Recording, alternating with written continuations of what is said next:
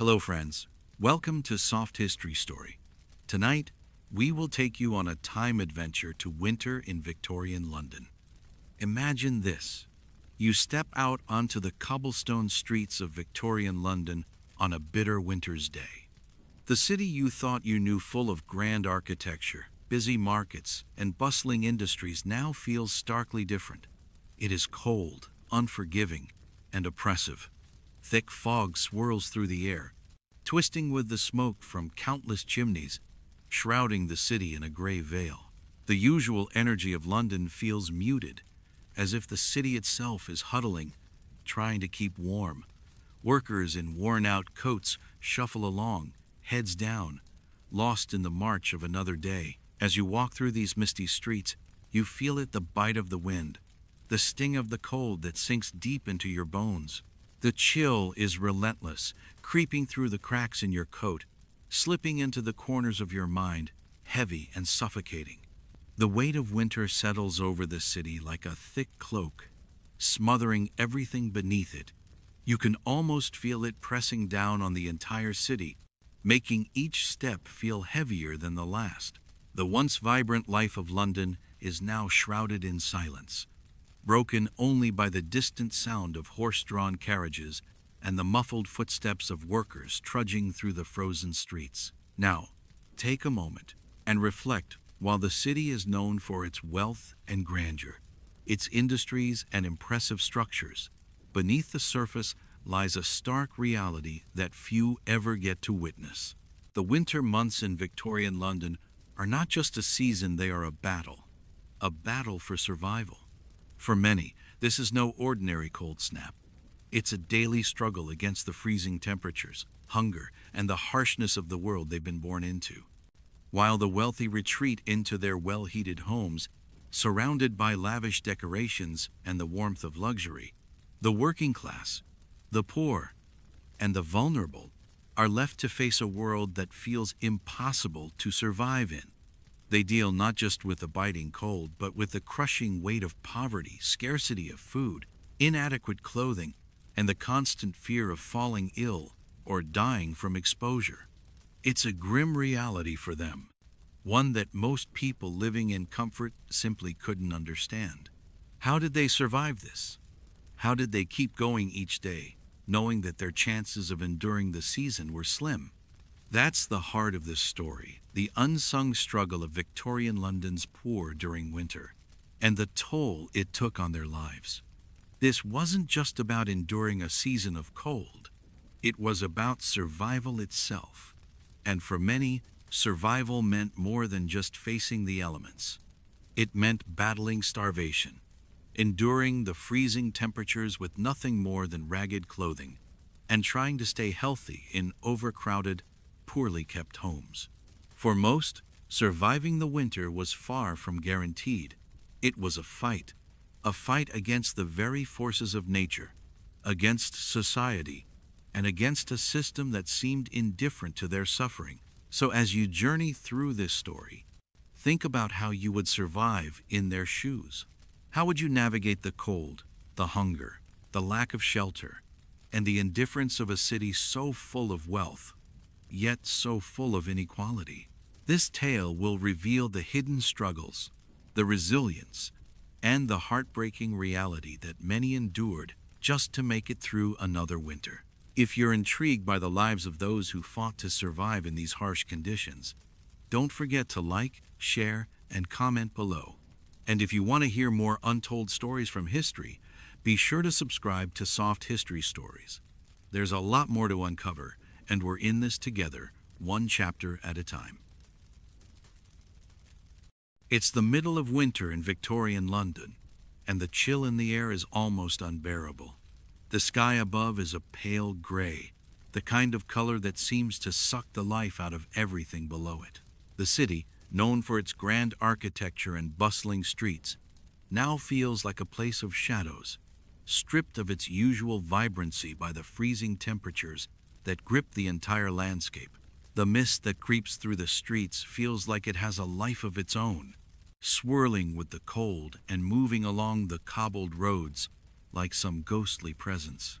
You step onto the icy street, feeling the cold seep into your boots, biting at your skin through the cracks of your coat. Every step you take is a slow, deliberate effort. The ice beneath your feet threatening to trip you up. The road ahead is slick, glistening with a thin layer of frost that makes it almost impossible to walk without the fear of slipping. You pull your collar tighter around your neck, wishing for warmth that you know isn't coming. There is no escaping the cold. It's everywhere on the streets, in your home, in the very bones of the city. The houses that line the streets, which might have once seemed imposing and grand, now look nothing more than cold, lifeless structures. Their stone walls are battered by the unforgiving weather, and their windows fogged with the heat of the few fires burning inside. For those who live in the cramped, overcrowded neighborhoods, the cold is an ever-present enemy, one that follows them into their homes. The houses here were never built to withstand the bitter chill of winter, with poorly sealed windows and walls that let the cold creep in at every opportunity.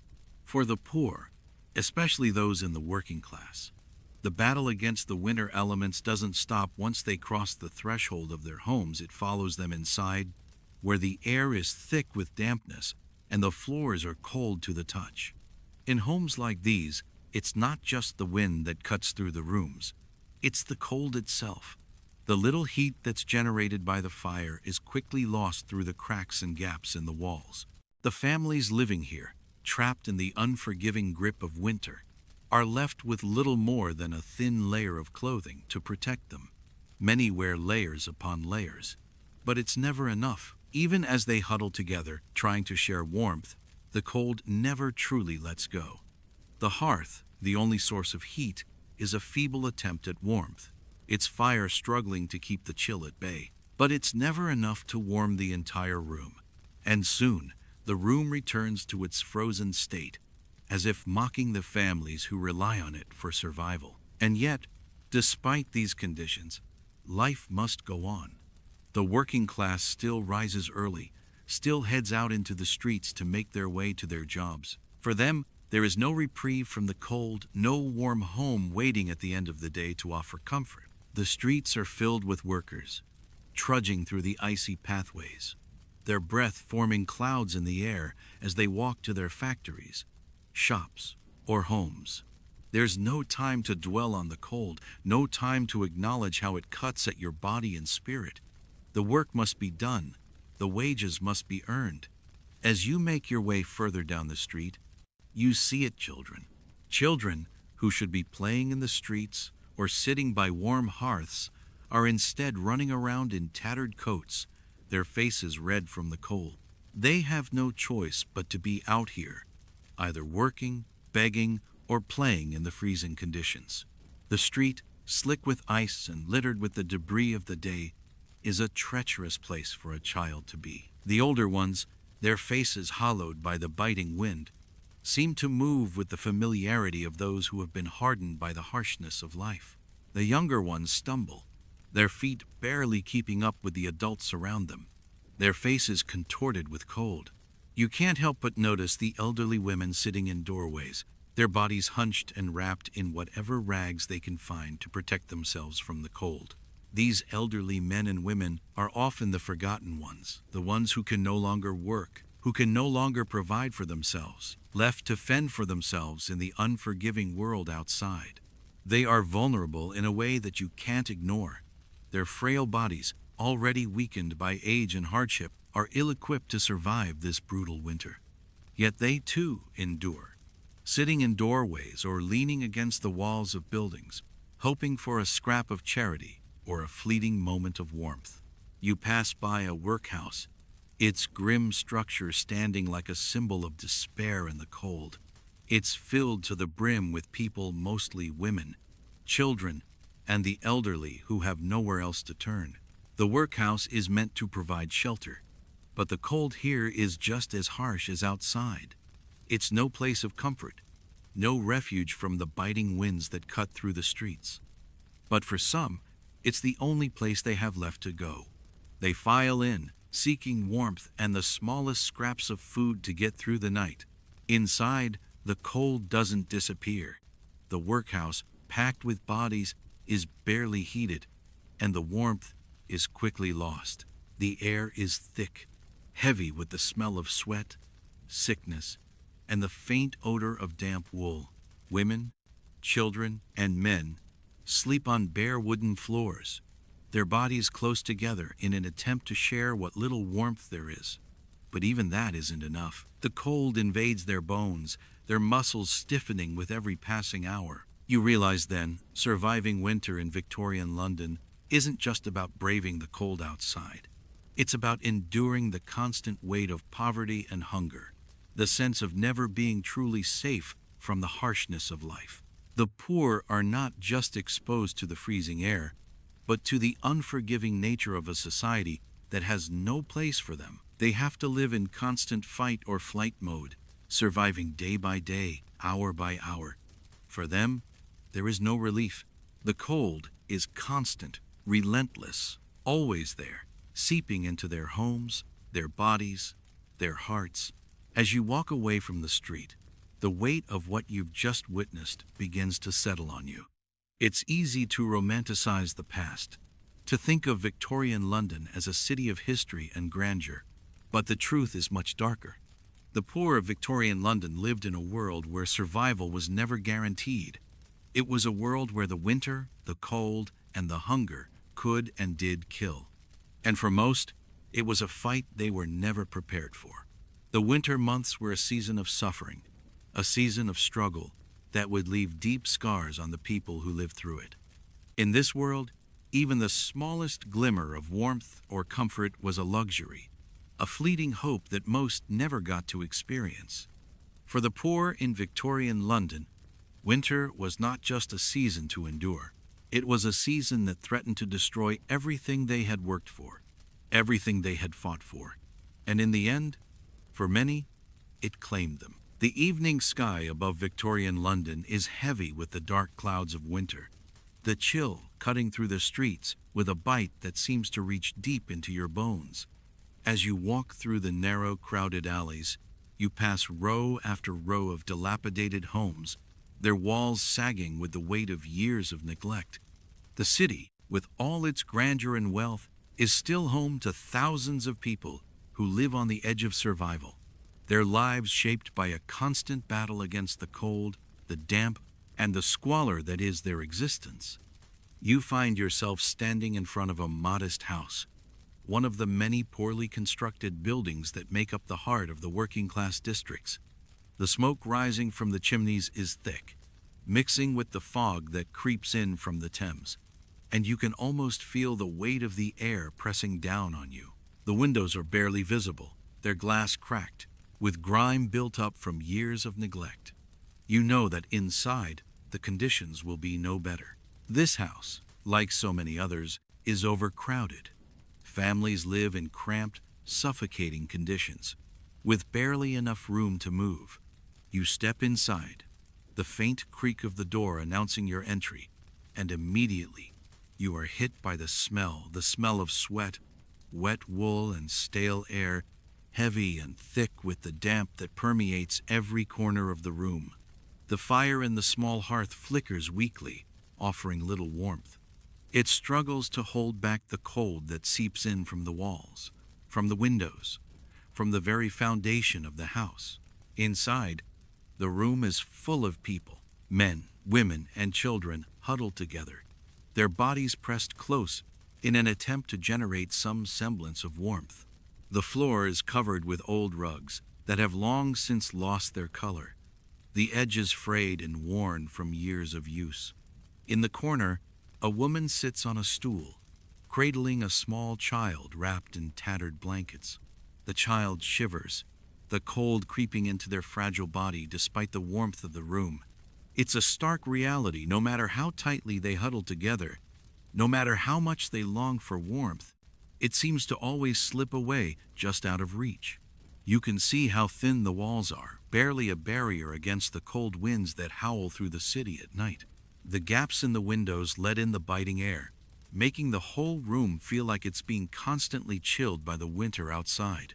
You watch as a man, no older than your father, struggles to close the window, but the frame is warped and refuses to shut properly. His breath is visible in the air, swirling in front of him like a cloud.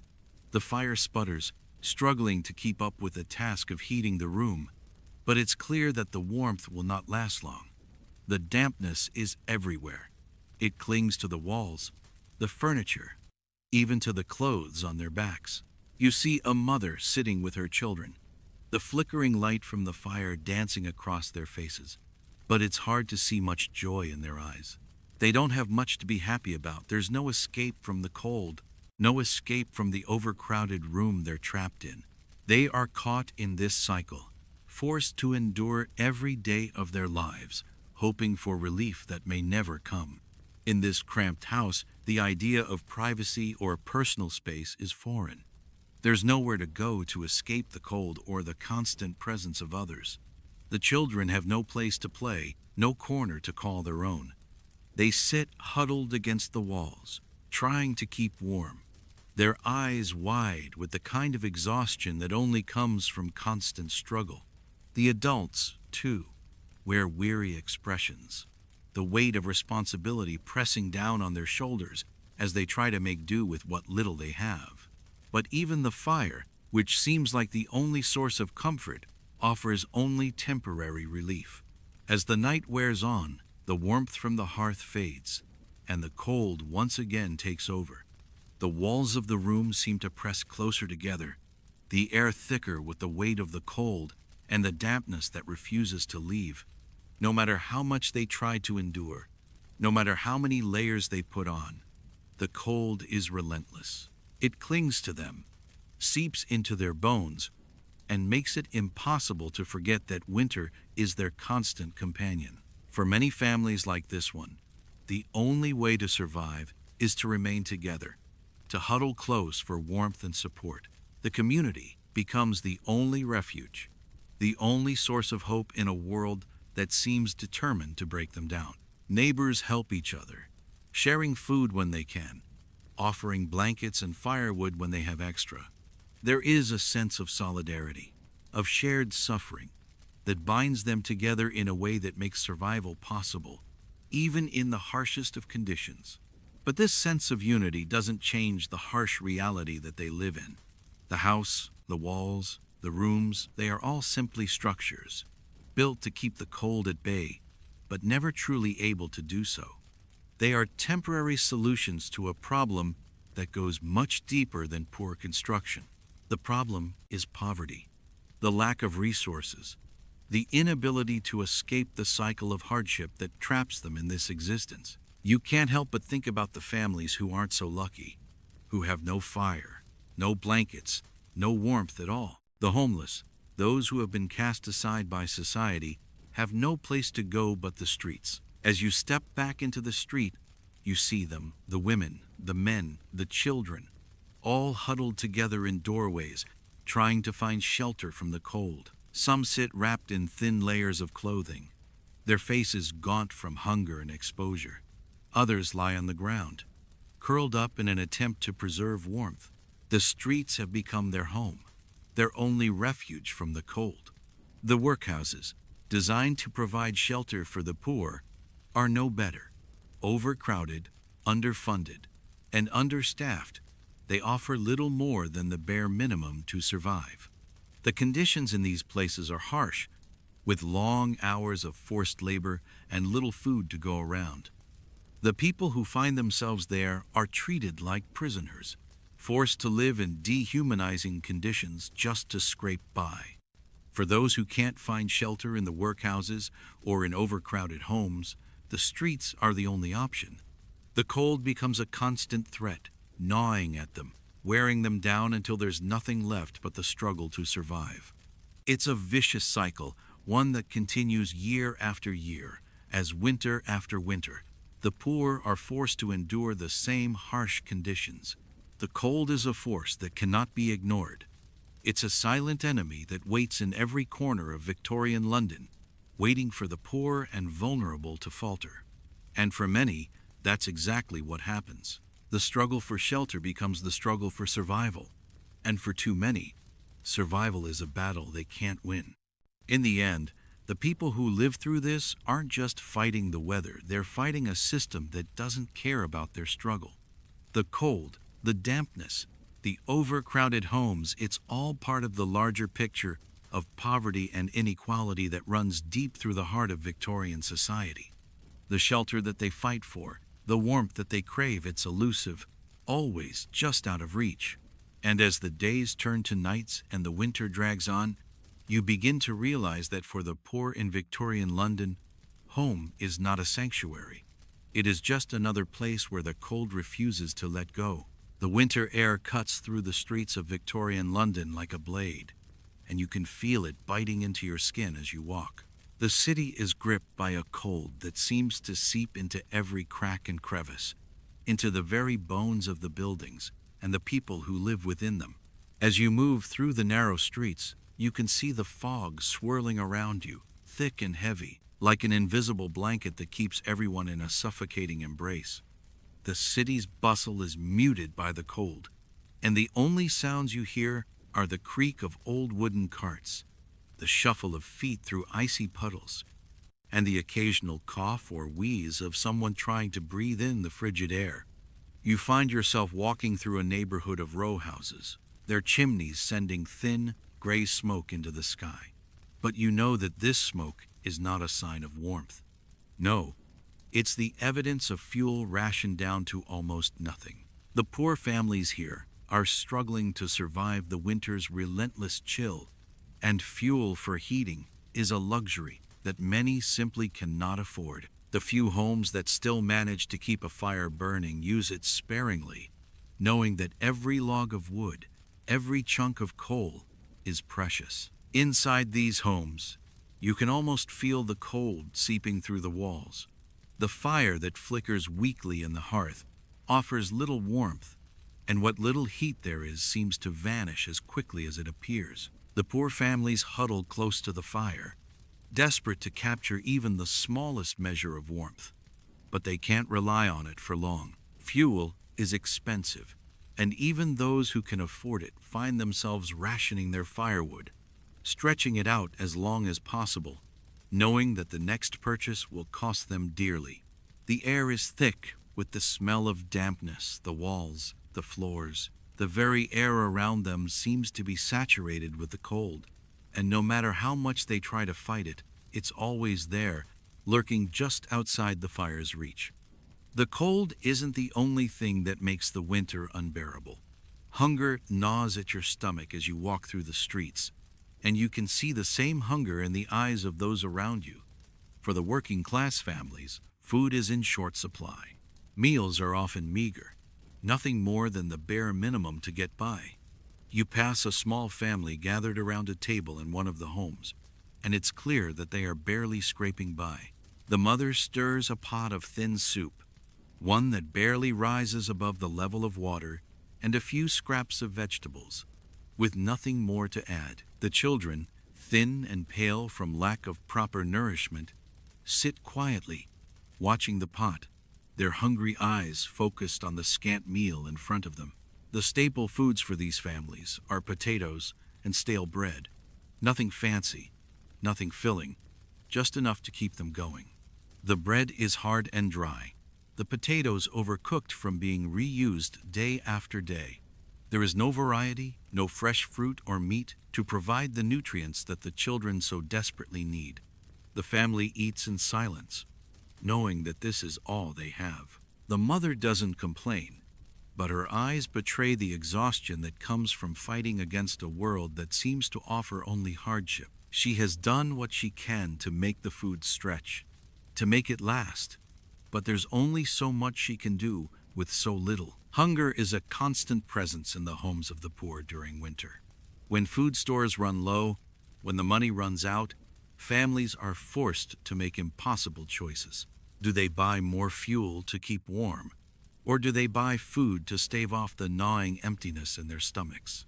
For many, it's a daily struggle, a tug of war between keeping their bodies warm and keeping them fed. And often, the decision is made for them by what little money they have left. Children, you notice, are the ones who suffer the most. Their small bodies, already weak from malnutrition, are ill-equipped to handle the cold. You watch as a young boy stumbles through the streets, his face flushed from the effort of walking through the icy wind. His coat is too thin, barely enough to keep out the chill. The shoes on his feet are worn through, and his hands, red and raw from the cold, clutch at his coat, trying to pull it tighter around him. He looks up at you, his face thin and gaunt, eyes wide with hunger. You can see the desperation in his expression, the emptiness in his gaze. He is just one of many, caught in the cycle of poverty that winter only makes worse. The streets are full of children like him, their faces pale and tired from the hunger that has become a constant companion. They are too young to understand the full extent of the world's cruelty, but they feel it all the same. The hunger, the cold, the constant strain of living without enough, it wears them down, piece by piece, until they are no longer children at all. Just small, exhausted bodies doing whatever they can to survive. You pass by another house, and this time, you stop for a moment. The window is cracked open slightly, and you can hear the faint sound of a mother's voice, soothing her children as they cry from hunger. You wonder how much longer they will be able to survive like this. How long they can endure the cold, the hunger, the endless uncertainty of life in a world that doesn't care. The more you walk through the streets of this city, the more you realize how much of this is hidden from view. The wealthy classes, shielded from the cold and hunger, live their lives in warmth and comfort, their homes heated by coal and their bellies full of rich food. But here, in the streets where the poor live, it's a different story. The cold isn't just an inconvenience, it's a threat. The hunger isn't just a minor discomfort, it's a life and death struggle. And it doesn't just affect the adults, it affects the children, too, who are the most vulnerable, the most exposed to the harsh realities of winter. For the working class families, the harsh winter is not just about surviving the cold, it's about surviving the long days, the months that stretch on with little food, little warmth, and no guarantee that things will get better. There is no escaping the cold when you don't have the resources to fight it. There is no escaping the hunger when the food you have is just enough to get by. Every day is a test of endurance, a struggle against the forces that seem determined to break you. As you continue walking, the city seems to stretch on endlessly, each street filled with people trying to survive the winter. And for the working class families who live in these conditions, the fight for warmth, food, and survival is a battle that never ends. The winter will eventually pass, but the scars it leaves on their bodies, their spirits, and their families will remain long after the last frost has melted. The struggle for warmth and food is not just a physical one, it's an emotional one as well. The constant stress, the worry, the fear, it weighs heavily on everyone. From the mother trying to feed her children, to the father who works all day in the cold to provide for his family, to the child who doesn't understand why there's never enough. It's a fight that they can never fully escape, and it's a fight that too many lose.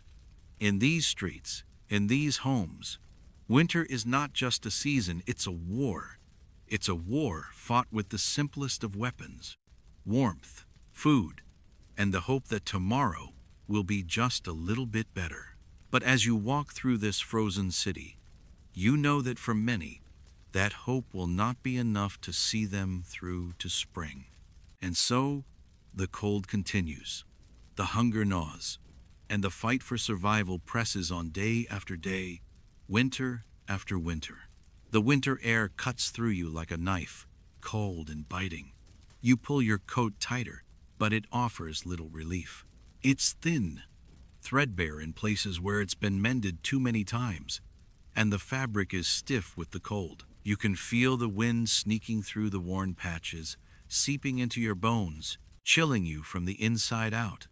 The streets of Victorian London are unforgiving this time of year. The fog mixes with the smoke rising from chimneys, but the warmth is just an illusion.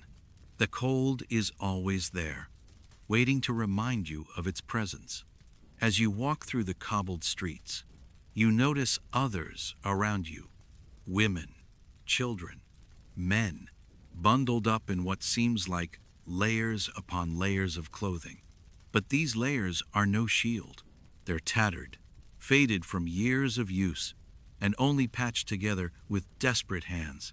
You can see the seams of many jackets straining against the cold, the fabric that was once sturdy now soft and worn thin. This is the reality for those living in the shadows of Victorian society, the poor, who must make do with whatever they can find, whatever they can mend, to keep themselves protected against the elements. You spot a woman, perhaps not much older than yourself, walking alongside her child. Her coat is too small, the hem frayed, and the sleeves barely cover her wrists. The child, wrapped in a shawl, looks much the same. You can see the desperation in her eyes, the silent surrender to a world that has long since forgotten her. They walk briskly, not because they want to, but because they have no choice.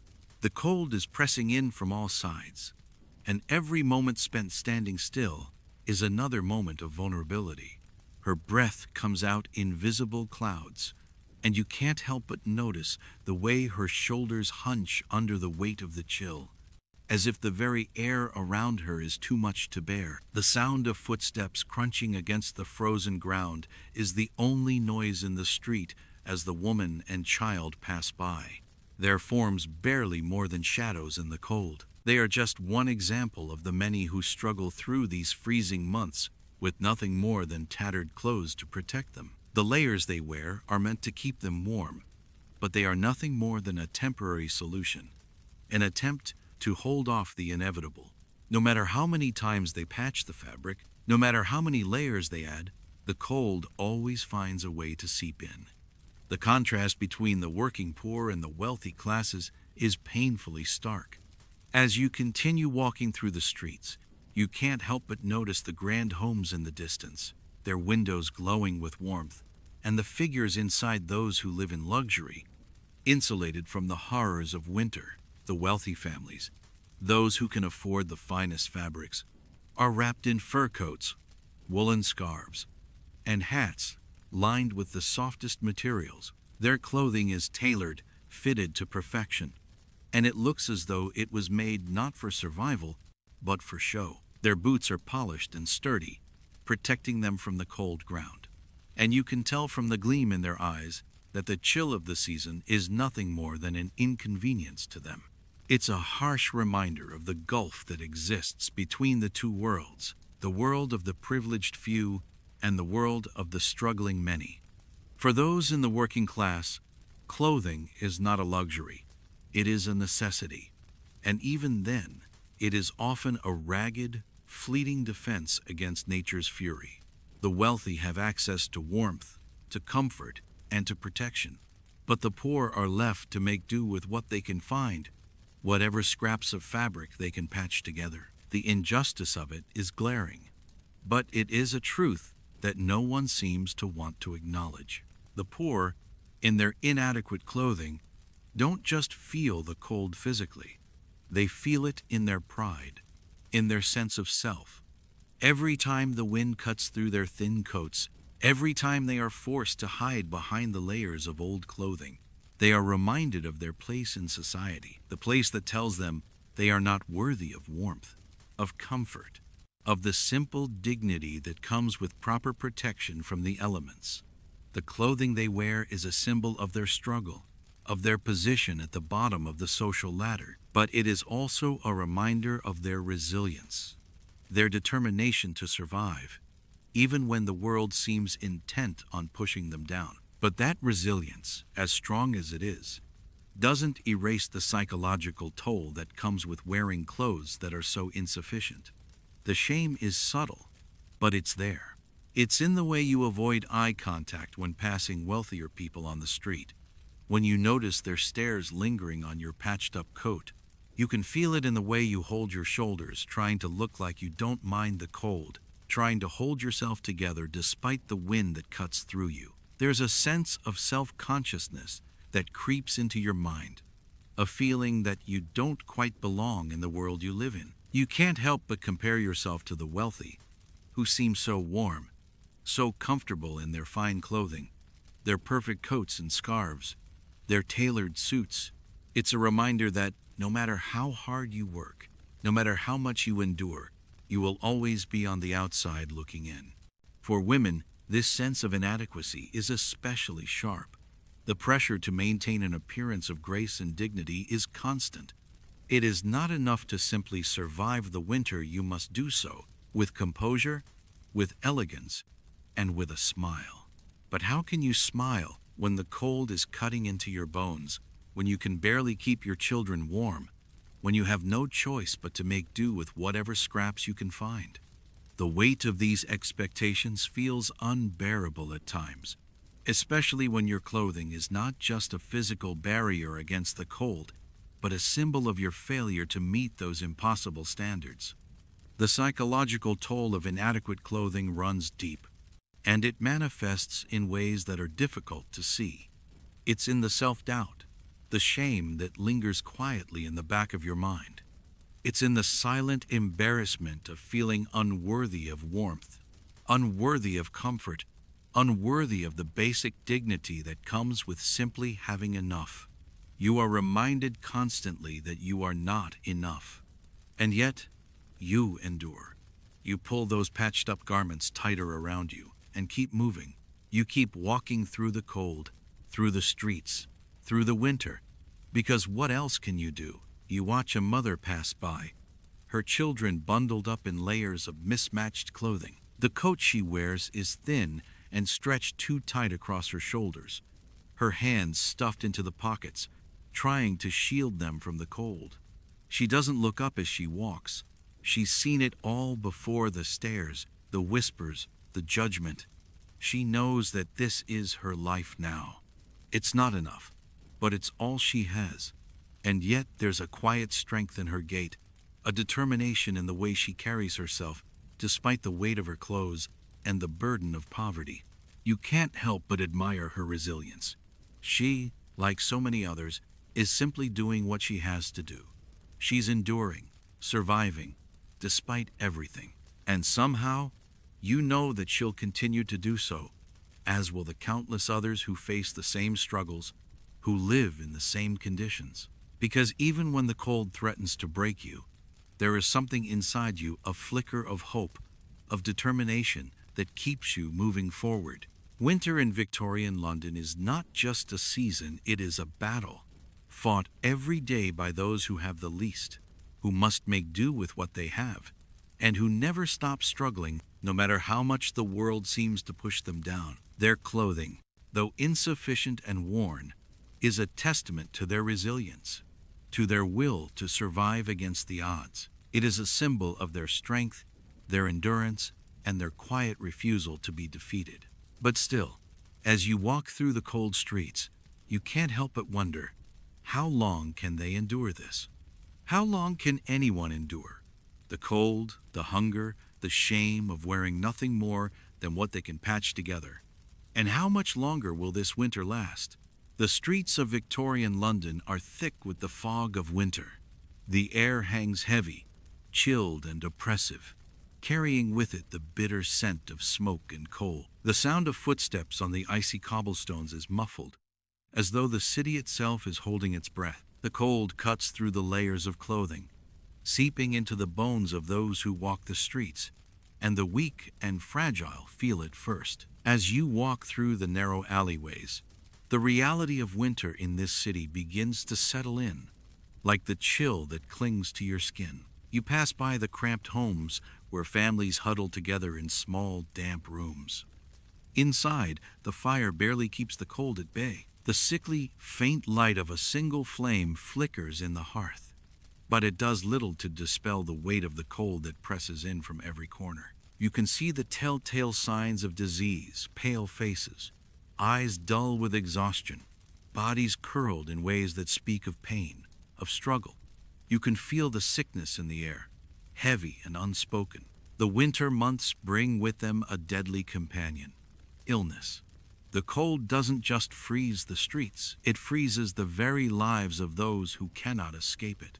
The poorer districts, already struggling with overcrowded homes, become breeding grounds for disease. As you move deeper into the city, you feel the shift in the atmosphere. The smell of dampness lingers in the air, of unwashed bodies, of untreated illness, of a city that can't quite breathe. There is no escape from the cold here. The homes you pass are packed to the brim with people. It's not uncommon to see entire families crammed into a single room, sharing not just their space, but their sicknesses. Tuberculosis, pneumonia, and the flu run rampant during the winter. They spread like wildfire in the overcrowded homes, where the cold seeps in from every crack in the walls, where the air is damp with the condensation from poorly sealed windows. You feel the weight of it, the despair that lingers in the faces of mothers tending to their sick children, the endless coughs that echo in the cramped, poorly ventilated spaces. The lack of sanitation makes things worse. The streets are filthy, the sewers are clogged, and the stench of decay is never far away. In the poorest neighborhoods, there's little understanding of hygiene. People simply don't know how to fight off the invisible forces that spread the disease. Without proper care or knowledge, illnesses are passed on from one person to another in the tight quarters they're forced to share. You see a child coughing violently, their breath coming in ragged bursts, their small body trembling from the cold. The mother holds them close, but you can see the hopelessness in her eyes. There's no doctor to help, no proper treatment to offer. The child's illness will only worsen as the days drag on, and the chances of survival are slim. You pass by another home, and inside, you catch a glimpse of a family huddled in their corner, their breath visible in the air as they try to stay warm. The father is coughing, his chest heaving with each labored breath, while the mother tries to comfort the sickly child curled in her lap. The room is dark, the walls damp, and you can see the signs of illness everywhere. The cold doesn't just freeze their bodies, it freezes their chances of survival. But it's not just the poor living in these overcrowded conditions who are suffering.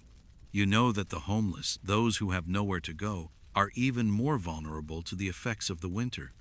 They have no shelter, no fire, and no protection from the relentless cold. They sleep huddled together in doorways, in abandoned buildings, in whatever small corner of the city they can find to rest.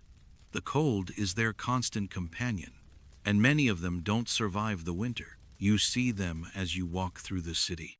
Men and women wrapped in tattered rags, their faces gaunt from hunger and exhaustion. They look like ghosts, their bodies trembling, their eyes sunken. The cold gnaws at them, but it's the illness that will claim them in the end. Tuberculosis, pneumonia, or something even worse will finish the job that the frost began. They are the forgotten ones, the ones who have been cast aside by society, and winter is their final sentence. As they lie in the gutters, unable to move, their bodies will soon be covered by the very fog that has been their companion, and they will be lost to the world. You can feel the heaviness of it all, the unspoken desperation that lingers in the air. The winter here is not just about surviving the cold. It's about surviving the illness that comes with it. And for too many, it's a battle they can't win.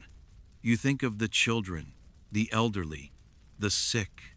They are the most vulnerable, and yet they are the ones who are left behind. You feel the weight of their struggle, and it's almost too much to bear. The cold is a silent killer, and it doesn't just take lives, it takes hope. The hope of those who struggle to survive each day, who try to keep warm, who try to stay healthy, even when everything seems stacked against them. And when they fall ill, when the fever takes hold and the coughing becomes too much to bear, there is no one there to help them. The medical system is too far out of reach for them, too focused on the wealthier classes to care about the poor. They are left to die, alone, in the cold, with only the distant sound of the city's bustle as their last company. As you move through the streets, you see more of it: the sick, the suffering, the dying. The poor don't have the luxury of resting in bed when they're ill. They don't have the luxury of medicine, of doctors, of care. What they have is the cold, the damp, and the overwhelming weight of survival. You feel it with each step, the reality that the people around you, the ones who share your city, are facing a battle that most can't even imagine. It's a battle that is fought not just with the body, but with the spirit, an unspoken fight to keep going when everything is telling you to stop. You walk past an alleyway, where a man is sitting on the ground, his face buried in his hands, his breath ragged and labored. You stop for a moment, unsure if he is alive or dead. You want to help, but there is nothing you can do. He is just another casualty of the cold, of the illness, of a system that has left him behind.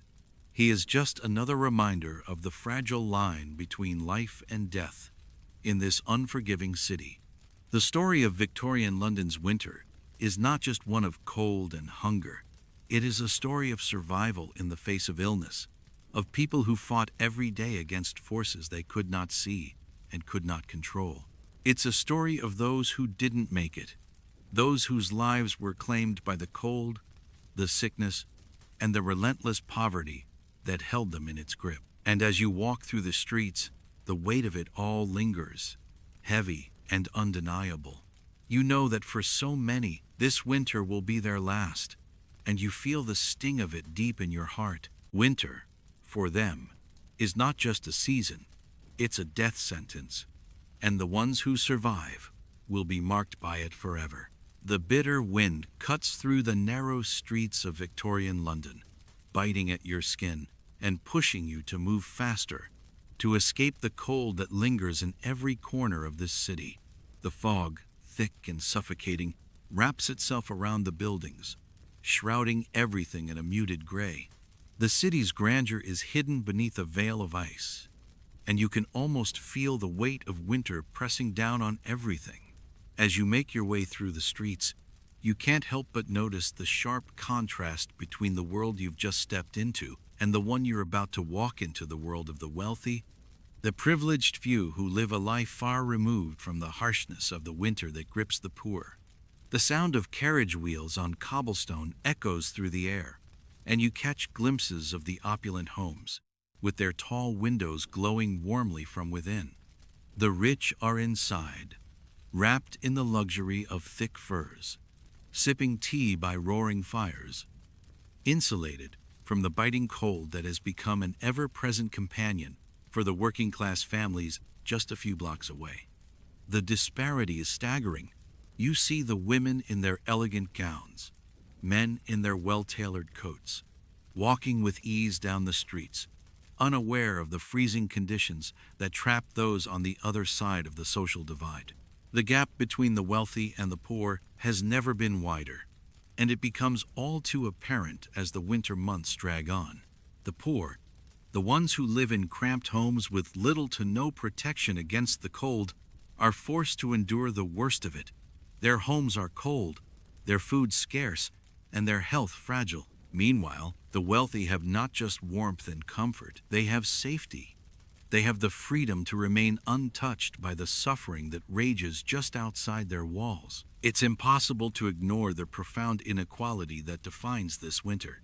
You walk past a grand manor, its windows reflecting the pale light of the winter sun, and you see the warmth emanating from inside. The house is filled with heat, the fire crackling merrily in the hearth, while outside, families huddle together for warmth in poorly insulated rooms. The rich are safe, comfortable, untouched by the disease, hunger, and deprivation that claim the lives of the poor with every passing day. The poor, too, have been left behind in this city of extremes. They are cast into the shadows of the towering buildings and grand homes, forced to survive with what little they have. Their lives are marked by the struggle for warmth, the constant fight to keep food on the table, and the ever-present threat of illness. Their suffering, though immense, is often ignored, dismissed by those who cannot or will not see it. The wealthy, insulated by their wealth, fail to recognize the hardship that lies just beyond their gates, The poor are invisible to them, their lives unnoticed and unacknowledged, unless it's to blame them for their circumstances.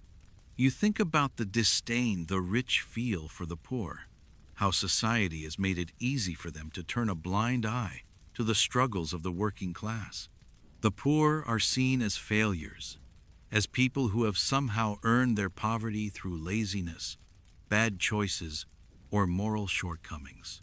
The wealthy, who have the luxury of warmth and comfort, believe that the poor simply don't know how to make better choices, how to avoid the consequences of their own misfortune. They see the cold that grinds the life out of the poor as a natural punishment, as though the poor deserve it, as though it's something they've brought upon themselves. You can feel the weight of this judgment as you move through the streets. It's in the way people look at you when you pass by, eyes averted, as though to even acknowledge you would be to acknowledge the hardship of the world they've built, a world where the poor are left to fend for themselves while the rich enjoy their luxury. You know that for the poor, this winter will not end in warmth or comfort. They will not be saved by charity, by the flicker of a fire in a grand mansion, or by the kindness of a stranger. The winter will stretch on, and they will endure it, day by day, in the cold, the hunger, and the isolation that comes with it.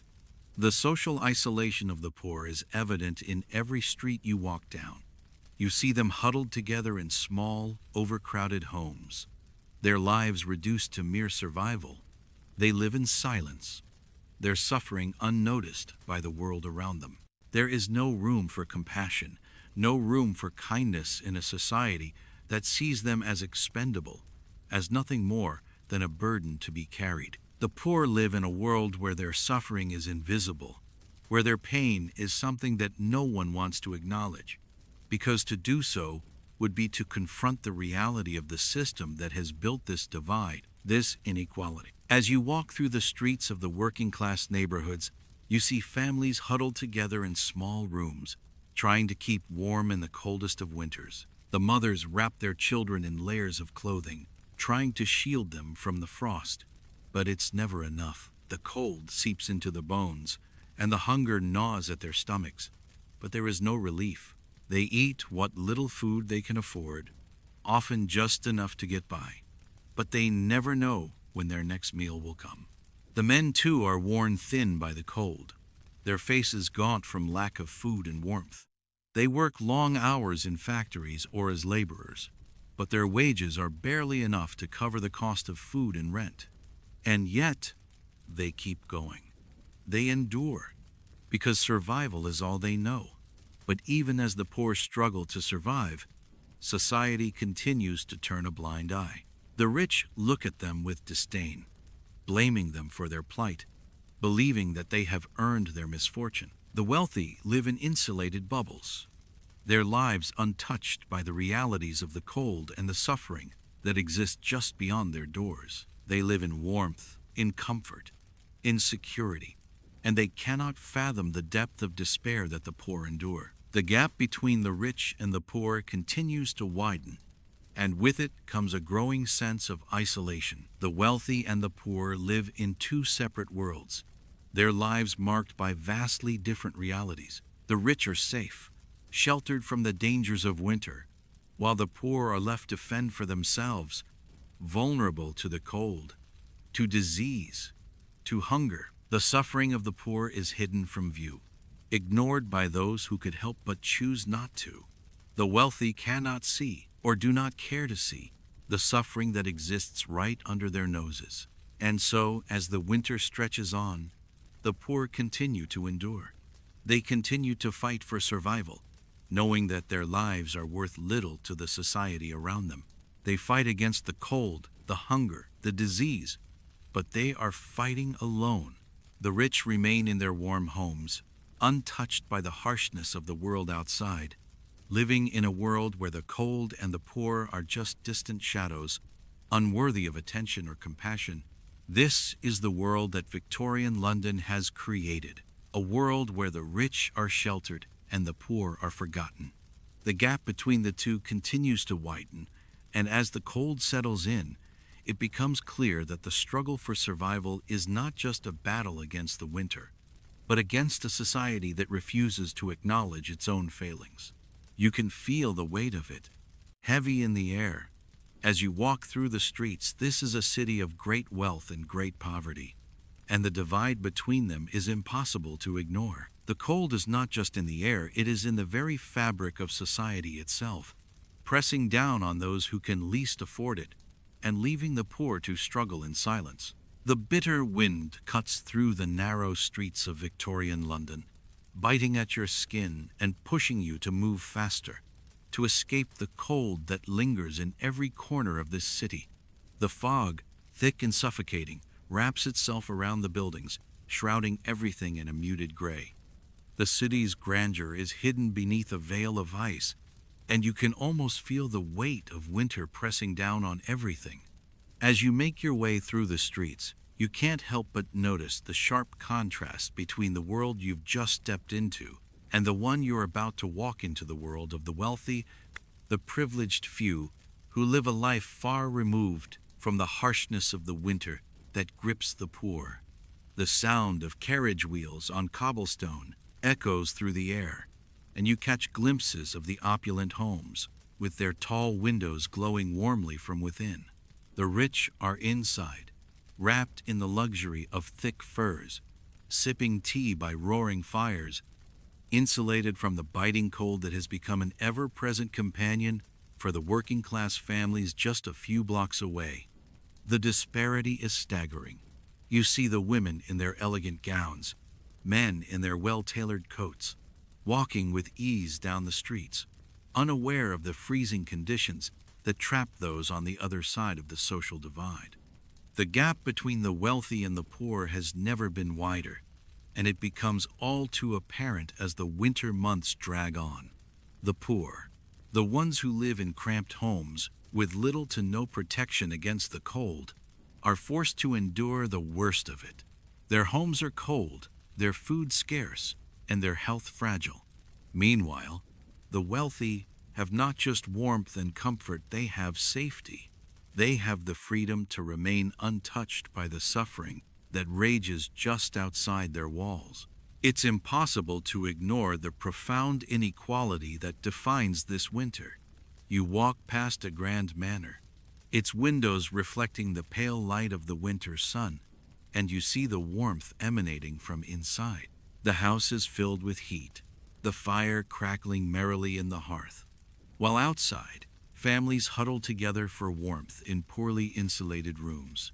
The rich are safe, comfortable, untouched by the disease, hunger, and deprivation that claim the lives of the poor with every passing day. The poor, too, have been left behind in this city of extremes. They are cast into the shadows of the towering buildings and grand homes, forced to survive with what little they have. Their lives are marked by the struggle for warmth, the constant fight to keep food on the table, and the ever-present threat of illness. Their suffering, though immense, is often ignored, dismissed by those who cannot or will not see it. The wealthy, insulated by their wealth, fail to recognize the hardship that lies just beyond their gates. The poor are invisible to them, their lives unnoticed and unacknowledged, unless it's to blame them for their circumstances. You think about the disdain the rich feel for the poor, how society has made it easy for them to turn a blind eye to the struggles of the working class. The poor are seen as failures, as people who have somehow earned their poverty through laziness, bad choices, or moral shortcomings. The wealthy, who have the luxury of warmth and comfort, believe that the poor simply don't know how to make better choices, how to avoid the consequences of their own misfortune. They see the cold that grinds the life out of the poor as a natural punishment, as though the poor deserve it, as though it's something they've brought upon themselves. You can feel the weight of this judgment as you move through the streets. It's in the way people look at you when you pass by, eyes averted, as though to even acknowledge you would be to acknowledge the hardship of the world they've built, a world where the poor are left to fend for themselves, while the rich enjoy their luxury. You know that for the poor, this winter will not end in warmth or comfort. They will not be saved by charity, by the flicker of a fire in a grand mansion, or by the kindness of a stranger. The winter will stretch on, and they will endure it, day by day, in the cold, the hunger, and the isolation that comes with it. The social isolation of the poor is evident in every street you walk down. You see them huddled together in small, overcrowded homes, their lives reduced to mere survival. They live in silence, their suffering unnoticed by the world around them. There is no room for compassion, no room for kindness in a society that sees them as expendable, as nothing more than a burden to be carried. The poor live in a world where their suffering is invisible, where their pain is something that no one wants to acknowledge, because to do so would be to confront the reality of the system that has built this divide, this inequality. As you walk through the streets of the working-class neighborhoods, you see families huddled together in small rooms, trying to keep warm in the coldest of winters. The mothers wrap their children in layers of clothing, trying to shield them from the frost, but it's never enough. The cold seeps into the bones, and the hunger gnaws at their stomachs, but there is no relief. They eat what little food they can afford, often just enough to get by, but they never know when their next meal will come. The men, too, are worn thin by the cold, their faces gaunt from lack of food and warmth.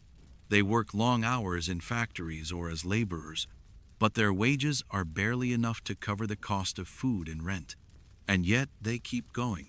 They endure because survival is all they know. But even as the poor struggle to survive, society continues to turn a blind eye. The rich look at them with disdain, blaming them for their plight, believing that they have earned their misfortune. The wealthy live in insulated bubbles, their lives untouched by the realities of the cold and the suffering that exist just beyond their doors. They live in warmth, in comfort, in security, and they cannot fathom the depth of despair that the poor endure. The gap between the rich and the poor continues to widen, and with it comes a growing sense of isolation. The wealthy and the poor live in two separate worlds, their lives marked by vastly different realities. The rich are safe, sheltered from the dangers of winter, while the poor are left to fend for themselves, vulnerable to the cold, to disease, to hunger. The suffering of the poor is hidden from view, ignored by those who could help but choose not to. The wealthy cannot see, or do not care to see, the suffering that exists right under their noses. And so, as the winter stretches on, the poor continue to endure. They continue to fight for survival, knowing that their lives are worth little to the society around them. They fight against the cold, the hunger, the disease, but they are fighting alone. The rich remain in their warm homes, untouched by the harshness of the world outside, living in a world where the cold and the poor are just distant shadows, unworthy of attention or compassion. This is the world that Victorian London has created, a world where the rich are sheltered and the poor are forgotten. The gap between the two continues to widen, and as the cold settles in, it becomes clear that the struggle for survival is not just a battle against the winter, but against a society that refuses to acknowledge its own failings. You can feel the weight of it, heavy in the air. As you walk through the streets, this is a city of great wealth and great poverty, and the divide between them is impossible to ignore. The cold is not just in the air, it is in the very fabric of society itself, pressing down on those who can least afford it, and leaving the poor to struggle in silence. The winter in Victorian London has a way of revealing the true cruelty of life for those who live on the fringes of society. As you walk through the icy streets, the cold feels as though it has taken hold of the entire city, reaching into every home, every corner, and every heart. The fog that clings to the streets adds to the feeling that everything is being suffocated, buried beneath the weight of winter, as though even the city itself has given up on the warmth and light that once filled it. You feel the hunger as you move through these streets. It's not just the physical gnawing of an empty stomach, but the relentless weight of it, a constant reminder that survival has become a daily calculation. For those living in poverty, winter is a time when food becomes scarcer than ever, and the choices they must make become increasingly difficult. The small comforts that can be afforded in warmer months, whether it's a hot meal or the ability to buy a few extra pounds of bread, are now out of reach. There's an old woman, hunched against the wind, her face drawn and tired. She clutches a small bundle of bread, the only meal she has for the day. But the bread won't be enough. Not for her, not for anyone in these conditions.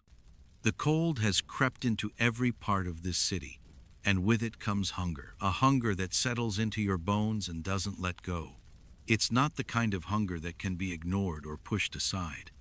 It is constant, it is oppressive, and it is felt most acutely by those who have the least. As you walk, you come across a small family huddled together in a doorway. The mother holds a child in her arms, her face tight with worry, eyes darting around nervously.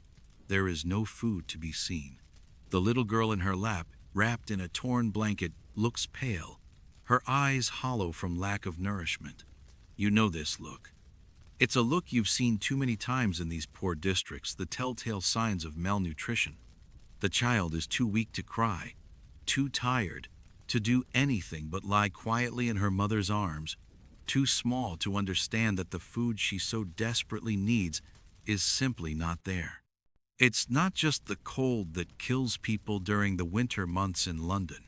It's the hunger, the gnawing emptiness that grows deeper as the days get colder. As fuel becomes scarce, families are faced with impossible choices. Do they spend their meager wages on heating their homes to stave off the bitter chill, or do they buy food to keep their children alive another day? For most families, there is no real choice. The cold forces them to choose warmth, leaving them to face the bitter reality of having little to eat. You know that the mother in the doorway has made the same choice, keeping her child warm, trying to shield them from the cold that penetrates the walls of their cramped, ill-kept home. But warmth is fleeting. A fire won't last long without fuel. And when that fire goes out, so does the last bit of comfort they have. The empty cupboards in her home are a stark reminder of how the system has failed her, of how society has left her with nothing but the struggle for survival. The cold winds of winter seem to make hunger worse too. As food stores dwindle, as supplies become scarcer, the families who once could scrape by are now barely able to put anything on the table. Bread becomes a luxury, not a staple. Meat, fresh vegetables, milk, these things are nothing more than distant memories. The meals families prepare are made from the most basic ingredients: potatoes, stale bread, whatever scraps they can gather. The children, whose bodies are still growing, suffer the most. Their tiny frames are hollowed out by hunger. Their minds become clouded, their energy drained by a lack of proper nutrition. You see them, the children who play in the streets with nothing to eat but the scraps they can find. They are not playing with the joy that a child should have, but with a hollow, desperate energy. Their laughter doesn't ring through the streets the way it should. It's muted, as though the cold has already stolen the light from their lives. Their faces are gaunt, their clothes tattered, barely enough to shield them from the biting wind. You can see the hunger in their eyes, that distant look of a child who has grown used to not being fed enough. Hunger doesn't just take away their energy, it takes away their future. You know that these children, even if they survive the winter, will be scarred by the hunger they've endured. Their bodies will never fully recover from the damage caused by malnutrition. They will be weaker, more prone to illness, and their chance at a brighter future will be stolen from them by the very forces that make their survival a daily struggle. As you make your way down the crowded streets, you can't help but notice the lines that form outside the soup kitchens. These charitable organizations have become the last lifeline for many families, offering what little food they can to the growing population of the poor. The soup kitchens, however, are always overcrowded. and their offerings are meager at best. There is no abundance here, no comfort, just a basic meal to keep people from starving. You watch as men, women, and children stand in line, their faces etched with hunger and desperation. Their clothes are threadbare, their feet worn down from the cold, but they wait patiently, as though they have no choice but to endure. The soup kitchen's door creaks open, and the line shuffles forward, slowly. You see a woman who can't hold her children, so they cling to her skirt, their little hands gripping at her like the last thing they have in this world. You see her eyes, they are dull, hollowed out by the exhaustion of trying to survive, of trying to keep her children fed and warm. She waits in line just like the others, her stomach growling with hunger, but she doesn't complain. She can't afford to complain. She is here because there is nowhere else to turn. When she finally reaches the counter, the woman is handed a small portion of soup, just enough to keep her alive, just enough to survive another day. The cup is barely filled, and as she takes it from the volunteer, you can see the sadness in her eyes. This soup is not a gift, it's a reminder of what she doesn't have, of what she can't provide for her children. The hunger doesn't stop when the soup is gone. It lingers, gnawing at her from the inside. The food is not enough, but it's all there is. You move through the crowd, and it becomes clear just how little the charity can do. There are too many people in need and not enough to go around. The soup kitchens are a temporary fix, a brief moment of relief, but they cannot provide the sustenance that families truly need to survive. These charitable efforts are noble, but they are insufficient to meet the scale of the crisis. The poor are left to fend for themselves, forced to make do with what little they can find. For some, the meal from the soup kitchen will be enough to keep them going for a few more days. But for others, it will be a cruel reminder of how deep the gap is between the wealthy and the poor, between those who can afford to eat and those who cannot. It's a reminder of how little has been done to address the systemic poverty that forces people into these dire situations in the first place. As you step away from the soup kitchen, you feel the weight of it all, the hunger, the cold, the helplessness. The poor are not just fighting against the elements, they are fighting against a system that has left them behind, a system that refuses to acknowledge their struggle. The food offered by charity is nothing more than a temporary solution, and it is never enough. Hunger continues to gnaw at the poor, and it is a gnawing that never stops, no matter how much soup they are given. You can't help but wonder, how long can they go on like this? How many more winters will pass before something changes? The hunger will always be there, just beneath the surface, until the day comes when society acknowledges that its poor are not just charity cases to be pitied. They are people, people whose needs should be met, people who deserve to eat, to live, to thrive. The winter will pass, but the hunger, the malnutrition, and the inequality will remain until the change that is so desperately needed finally arrives. And so, the poor continue to endure, their bellies empty, their lives uncertain. The soup kitchens, the charity, the meager meals, they are nothing but temporary fixes. And still, the hunger persists. The winter months in Victorian London carry with them an unseen danger, one that seems to creep through the streets like the cold itself, taking hold of those most vulnerable and spreading swiftly through the air. The fog, thick and oppressive, hangs in the streets, blurring everything around you. The frost settles over the cobblestones, and the chill in the air is unbearable. But it's not just the cold that makes these streets dangerous, it's the disease, the sickness that moves through the city like a dark shadow, creeping into homes, slipping into the cracks of the poor's lives. As you walk through the alleyways, you feel the heaviness in the air, the weight of it all. You notice the families huddled together in small, overcrowded homes, their faces pale from malnutrition and the endless battles with the cold. The buildings around you are old, their walls crumbling, the windows cracked and warped from years of neglect.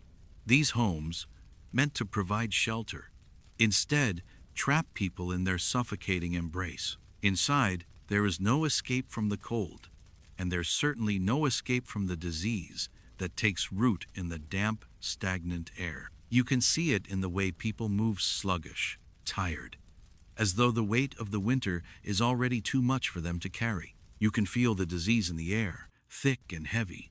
It's in the coughs that echo from the homes, the phlegm-filled sound of someone who is struggling to breathe. It's in the faces of the children, their pale skin flushed with fever, their eyes dull and distant as they cling to their mothers.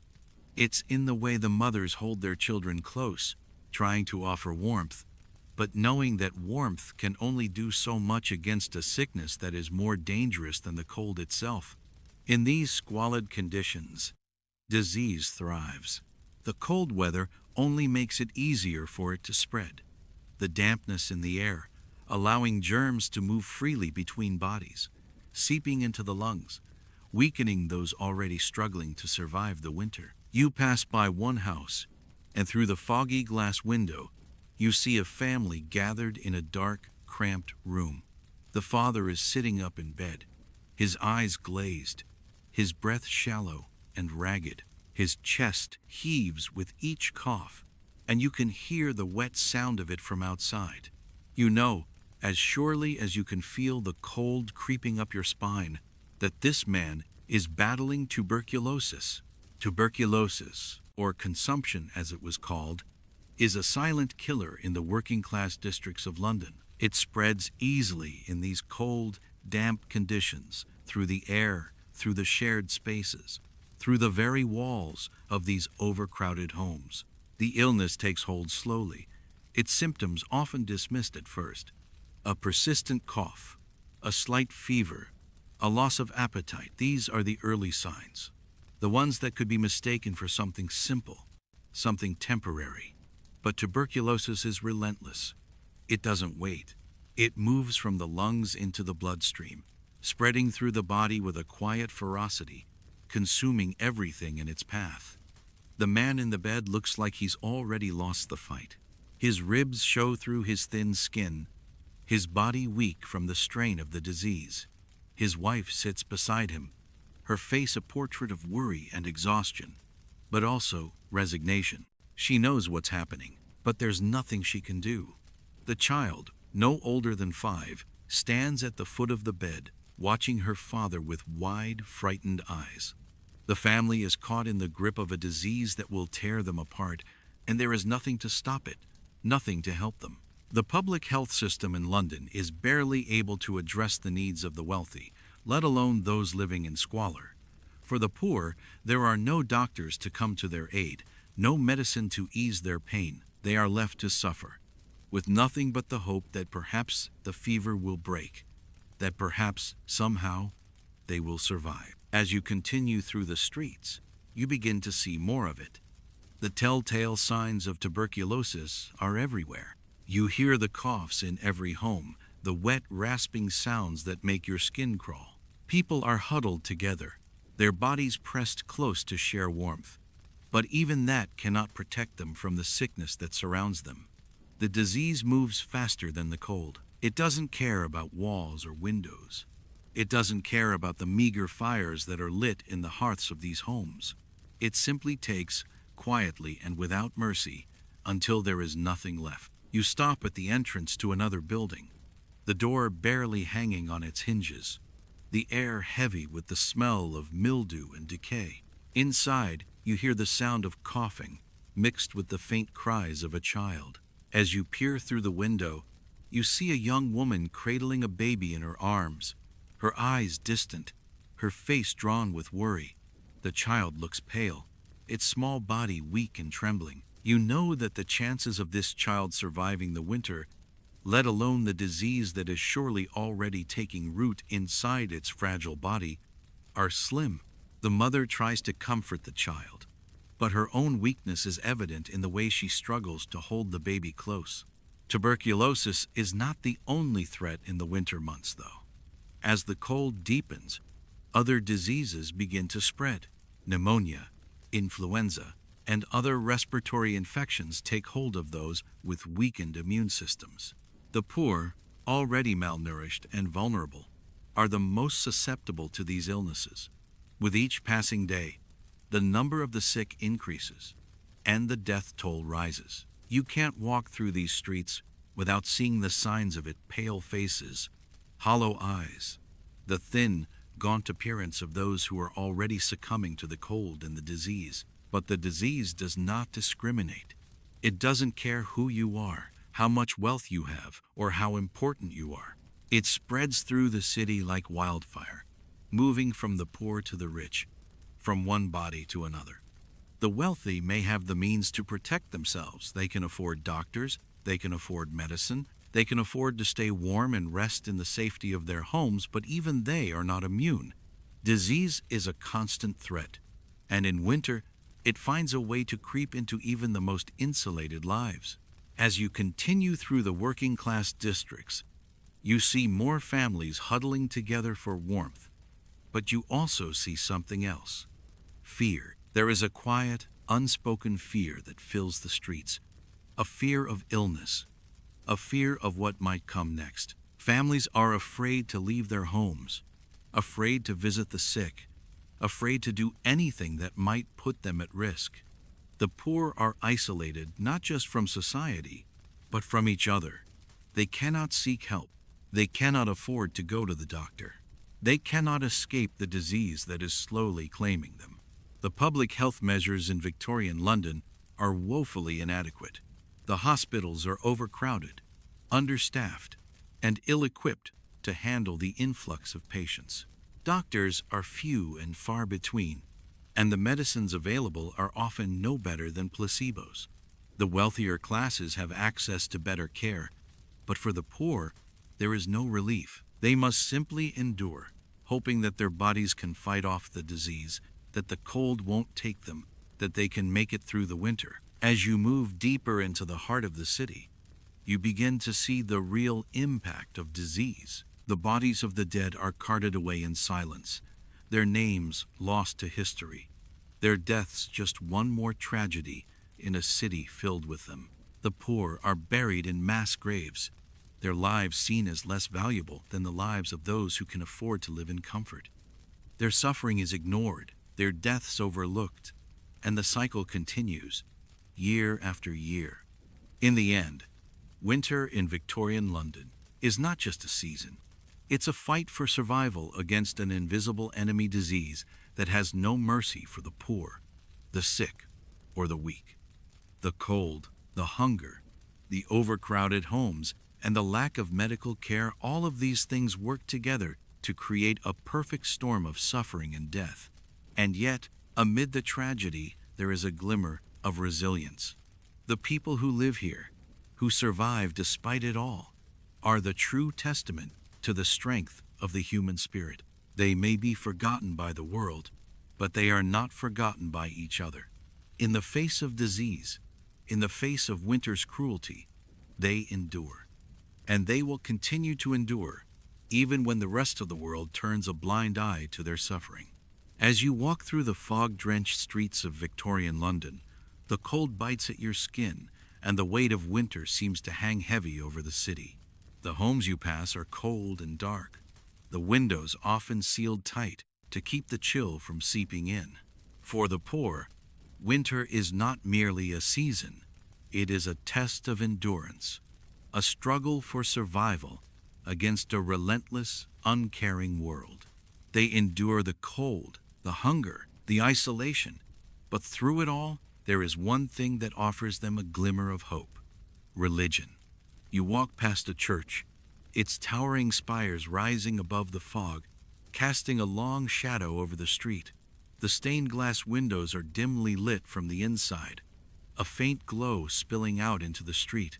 It's here that many of the poor seek refuge, not just from the cold, but from the harshness of the world. Churches and religious organizations were, for many, the only source of comfort during the bleak winter months. They offered warmth, both physical and spiritual, though the warmth they provided came with strings attached. Inside the church, you see the familiar sight of the poor, their faces drawn with hunger and exhaustion, their bodies cold and stiff from the bitter winds outside. The pews are filled with men, women, and children, each one seeking a moment of solace, a brief respite from the suffering that defines their lives. The air is thick with the scent of incense and the faint hum of whispered prayers, a fragile sense of peace in a world that has shown them little. The priest stands at the altar, his voice steady and comforting as he delivers a sermon. But as you listen, you can't help but notice the disparity. The warmth inside the church, the sense of community, is a temporary balm, but it doesn't change the reality of their lives. You watch as a woman steps forward, her face weathered by years of hardship, her hands clutching a bundle of rags that serve as her only belongings. She kneels before the priest, and you see the humility in her posture, the way she lowers her head in supplication. She's not just asking for warmth, she's asking for relief from a world that has cast her aside.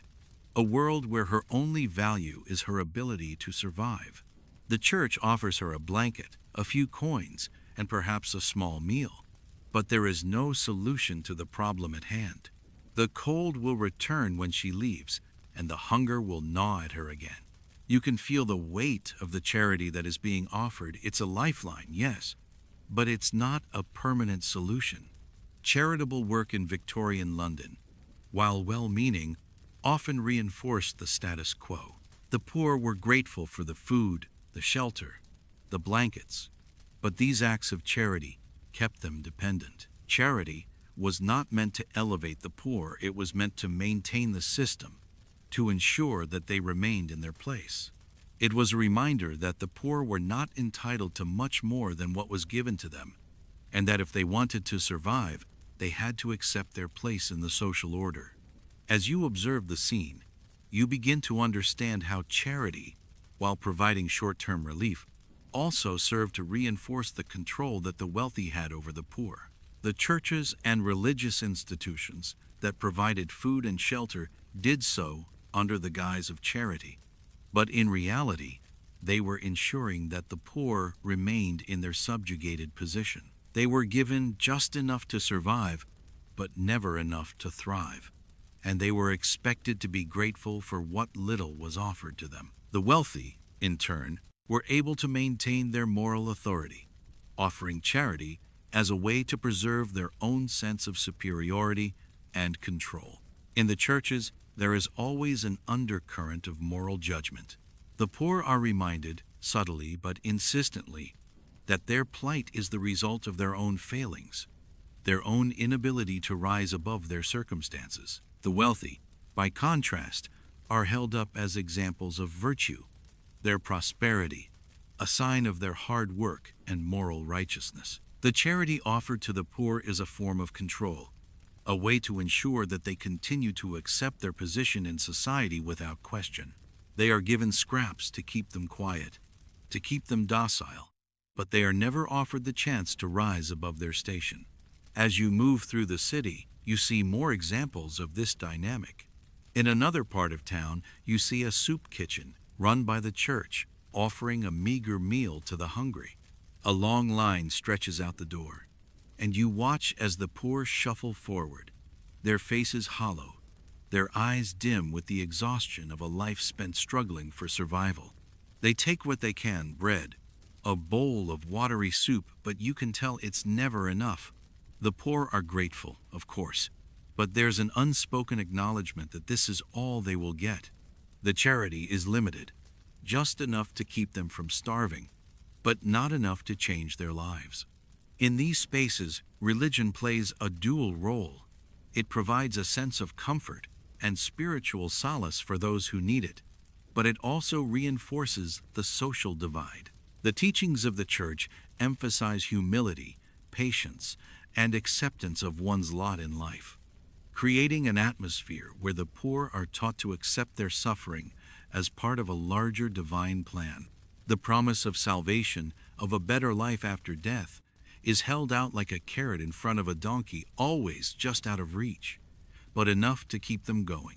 For some, the church is a place of true solace, a place where they can find peace in their suffering, where they can feel that, even in the midst of their poverty, they are still valued in the eyes of God. Religion becomes a form of spiritual resilience, a way for people to cope with the crushing weight of their circumstances. But for many, the church becomes a symbol of their helplessness, a place that offers only the faintest hope in exchange for their compliance with a system that keeps them trapped in their poverty. As you walk through the streets of London, you witness the depth of this paradox, the charity, the comfort, the spiritual solace, all intertwined with the social control that keeps the poor in their place. You see it in the faces of the people who come to the churches and the soup kitchens, their eyes filled with a mixture of gratitude and resignation. They know that the charity they receive will not change their lives. It will simply keep them going for one more day.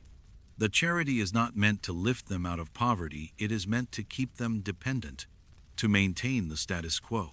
You feel the weight of this realization as you move through the streets. The rich and the poor live in two separate worlds, and charity is the line that keeps them apart. The wealthy offer their scraps, their charity, as a way to maintain their own sense of moral superiority, while the poor accept it, knowing that it is all they will ever get. The cycle continues, and the divide between the two worlds only grows wider. Yet, despite the harshness of this system, you can't help but admire the resilience of those who endure it. The poor may be trapped in a cycle of dependence, but they continue to fight, day after day, to survive. They rely on each other, on the small acts of kindness that exist within their communities, and on their faith to see them through the darkest of times. Even in the face of overwhelming odds, they continue to hold on, finding strength in each other and in the belief that one day, things might change. The role of religion and charity in Victorian London is complex, a mix of comfort and control, of solace and submission. As you walk through the city, you realize that the poor have found a way to survive, not just through the charity they receive, but through the resilience of their spirit, the strength of their community, and the belief that, no matter how much they suffer, they are not alone. In the end, it is not the charity that sustains them, it is their ability to endure, to keep going, to find meaning in a world that has shown them little mercy. The cold of winter in Victorian London is more than just a seasonal inconvenience, it's a ruthless force, one that shows no mercy to those without the means to shield themselves from its grasp. As you make your way through the fog-laden streets, you can feel the weight of it, the bite of the wind that cuts through your coat, the dampness that seems to seep into your very bones. But for the homeless, the cold is not just an inconvenience, it is an unrelenting enemy, one that offers no reprieve. You walk through the crowded streets of the poorer districts, and it doesn't take long before you begin to notice them, those who have nowhere to go, nowhere to hide from the cold. The ones who sleep huddled in doorways or under the sparse shelter of old abandoned buildings. Their faces are pinched with hunger, their eyes dim from exhaustion. They wear whatever scraps they've managed to gather, clothing torn and threadbare, their bodies barely protected from the freezing temperatures. They are the forgotten ones, the ones left behind in the city's desperate scramble for survival. In the alleys, you spot them, men, women, children huddled together for warmth, trying to find some kind of refuge from the winter's cruel embrace. The buildings around them are dilapidated, their windows shattered, their walls crumbling from years of neglect. But these empty, abandoned structures have become their homes. They lie on the cold stone floors, wrapped in rags, trying to sleep, though the hunger and the cold make it nearly impossible to rest. Everywhere you look, the city is full of people struggling to survive, to make it through another day in the bitter cold. You pass by an old woman, sitting against a building, her hands wrapped around a thin blanket that is barely enough to protect her from the elements. She's no longer capable of working, no longer able to provide for herself. The streets have become her home, and the cold has become her constant companion. She watches the world pass by, her face weary with the weight of a life spent in poverty, with no hope of escaping her circumstances. Her eyes don't meet yours. She doesn't ask for help. She knows it won't come. You continue down the street, and as you walk, the reality of winter begins to settle over you like the heavy fog that surrounds the city. The streets are filled with the poor, the sick, the hungry, all of them struggling to survive, all of them trying to keep warm and to stay alive. But there's a difference between those who have a place to go and those who don't. For the homeless, there are no warm homes waiting for them at the end of the day. There is no escape from the cold, no fire to warm their hands, no shelter from the biting winds. The longer you walk, the more you realize that survival is not just about finding food or warmth. It's about finding a way to exist in a world that doesn't seem to care whether you live or die. As the cold tightens its grip on the city, some are forced to turn to desperate measures. In the alleys and dark corners of the city, you see it happening. You see the men and women driven by hunger and need, engaging in petty crimes. Some steal scraps of food from market stalls or attempt to snatch whatever they can carry. Others turn to prostitution, offering their bodies in exchange for a few shillings, just enough to survive another day. The crime is not motivated by malice or desire, but by necessity. These people have no other choice. They are caught in a cycle, trapped in the unforgiving grip of poverty, and crime becomes the only option for survival. You watch a young woman, her face drawn and tired, standing near a street corner, her eyes scanning the passing crowds. She wears a thin coat, too thin for the cold, and her hands tremble in the frigid air. She's offering herself to any passerby, hoping for the smallest exchange: money, food, shelter. Her eyes are empty, but there's a quiet desperation in the way she moves, in the way she watches those who walk by, hoping for a glance, hoping for an offer. You feel the weight of it, the silence in her plea, the hopelessness in her eyes. She isn't a criminal by nature, but by circumstance. She's a victim of a system that has failed her, failed so many like her, and now she has no choice but to turn to the streets to survive. You see the same desperation in the faces of others who have turned to crime for their own survival. A man, his hands raw and shaking, steals a loaf of bread from a bakery stall. He looks around nervously before slipping it into his coat. The baker notices, but he doesn't chase after the man. He knows, deep down, that the man didn't do it out of malice. He did it because he was starving. He did it because the winter has taken everything from him. And this small act of theft is his only chance at survival. But the consequences of these actions are severe. The criminalization of poverty in Victorian London is harsh and unforgiving. Those who are caught stealing or engaging in criminal activity are often punished with brutal force. And the punishment is not just for the crime. They are punished for being poor, for being desperate, for daring to survive in a society that does not care for them. The streets are filled with the cries of the hungry, the sick, and the cold, but their cries fall on deaf ears. The wealthy have no sympathy for them. They view the poor as criminals, as people who deserve their fate, and they are quick to demand harsh punishments for those who break the law. The man caught stealing bread doesn't get mercy. He's thrown into a prison cell, a small, cold, damp room that offers no comfort. The woman standing on the corner doesn't find understanding. She is locked away, punished for trying to survive in a world that has turned its back on her. They are treated as criminals, not as victims. And society reinforces this idea with each passing day. The poor, when they are forced to turn to crime for survival, are not seen as human beings. They are seen as nuisances, as burdens to be eradicated, and they are punished accordingly. You walk through the city, watching the people around you, and you realize that the true crime is not the stealing, the prostitution, or the petty offenses committed by those desperate to survive. The real crime is the system that has created this poverty, this inequality, this suffering. The real crime is the society that refuses to acknowledge the humanity of its most vulnerable members and punishes them for trying to survive. The poor are not just abandoned by society, they are also punished for their inability to rise above their circumstances. They are punished for being poor, for being hungry, for needing shelter. The cold winter months only make their suffering worse, and crime becomes the only means of survival. But instead of helping them, society pushes them deeper into the margins. The punishment is not just for the crime, it's for their existence in a world that has no place for them. As you walk away from the scene, you can't help but wonder, how much longer can they endure? How much longer will the cycle of poverty and crime continue to haunt these streets, leaving behind nothing but broken lives and lost hope? The winter will eventually pass, but the consequences of this social divide will remain. And for the poor, the fight for survival will continue, each day harder than the last.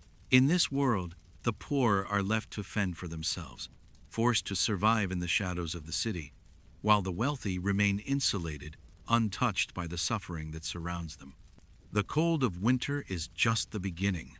The true depth of the divide lies in the criminalization of poverty, the punishment of survival, and the complete disregard for the humanity of those who are caught in the grips of a system that does not care. The homeless and the hungry are not just suffering, they are being punished for existing in a world that has forgotten them. And in this, there is no justice. The cold of Victorian London doesn't just settle on the streets. It seeps into the very souls of the people who live here, curling around their hearts and minds, making survival feel not just like a physical battle, but a psychological one. You can feel it as soon as you step outside a weight that presses down on you, heavy and relentless. The fog, thick and gray, blankets everything, turning the world into a blurred, suffocating place where nothing seems clear and everything feels muted. Even the sounds of the city are muffled, as if the cold has stolen the noise and left only the silence of desperation behind. Walking through the narrow alleyways, you see it in the faces of the poor. Their eyes, hollow and exhausted, speak of more than just physical weariness. You see it in the way their shoulders slump, the way their heads hang low as they shuffle along the street. There's a heaviness in their steps, as though they're carrying an invisible burden, one that has nothing to do with the cold or the hunger, but with something deeper: the isolation, the despair, the quiet mental toll that comes with the winter's unyielding grip. The long months of winter in Victorian London don't just affect the body, they break the spirit. You see the homeless, those who sleep in doorways or abandoned buildings, and you know that their physical survival isn't the only battle they face. They are alone, cut off from the rest of the world, forgotten by society. The streets become their prison. The cold becomes their guard. There's no place for them to escape, no warm room to retreat to, no fire to gather around. The city offers them nothing but the relentless winter and the unforgiving truth that they have nowhere to go. As you pass by them, you can feel the isolation settling in your chest. The distance between you and them is more than just physical. It's a chasm that grows wider with each passing day, with each layer of frost that covers the city. These people are invisible, not just to the rich and powerful, but to society as a whole. They live in the shadows, their suffering ignored, their voices unheard. You can see the toll it has taken on them, the numbness in their eyes, the resignation in their posture. They've stopped expecting anything from the world because the world has already stopped caring about them. But it's not just those living on the streets who are affected. The poor in Victorian London, those who are lucky enough to have a roof over their heads, are still trapped in a world that offers no escape from the harshness of life.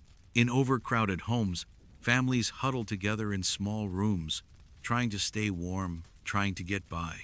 But the cold, the hunger, and the constant struggle for survival take their toll, slowly eating away at the mental health of those who are already stretched thin. You see it in the eyes of a mother, sitting by the hearth in a small, dimly lit room.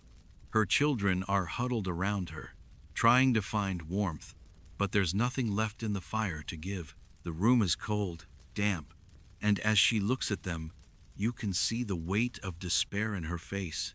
She tries to smile, tries to comfort them, but the truth is there, in the silence between her words.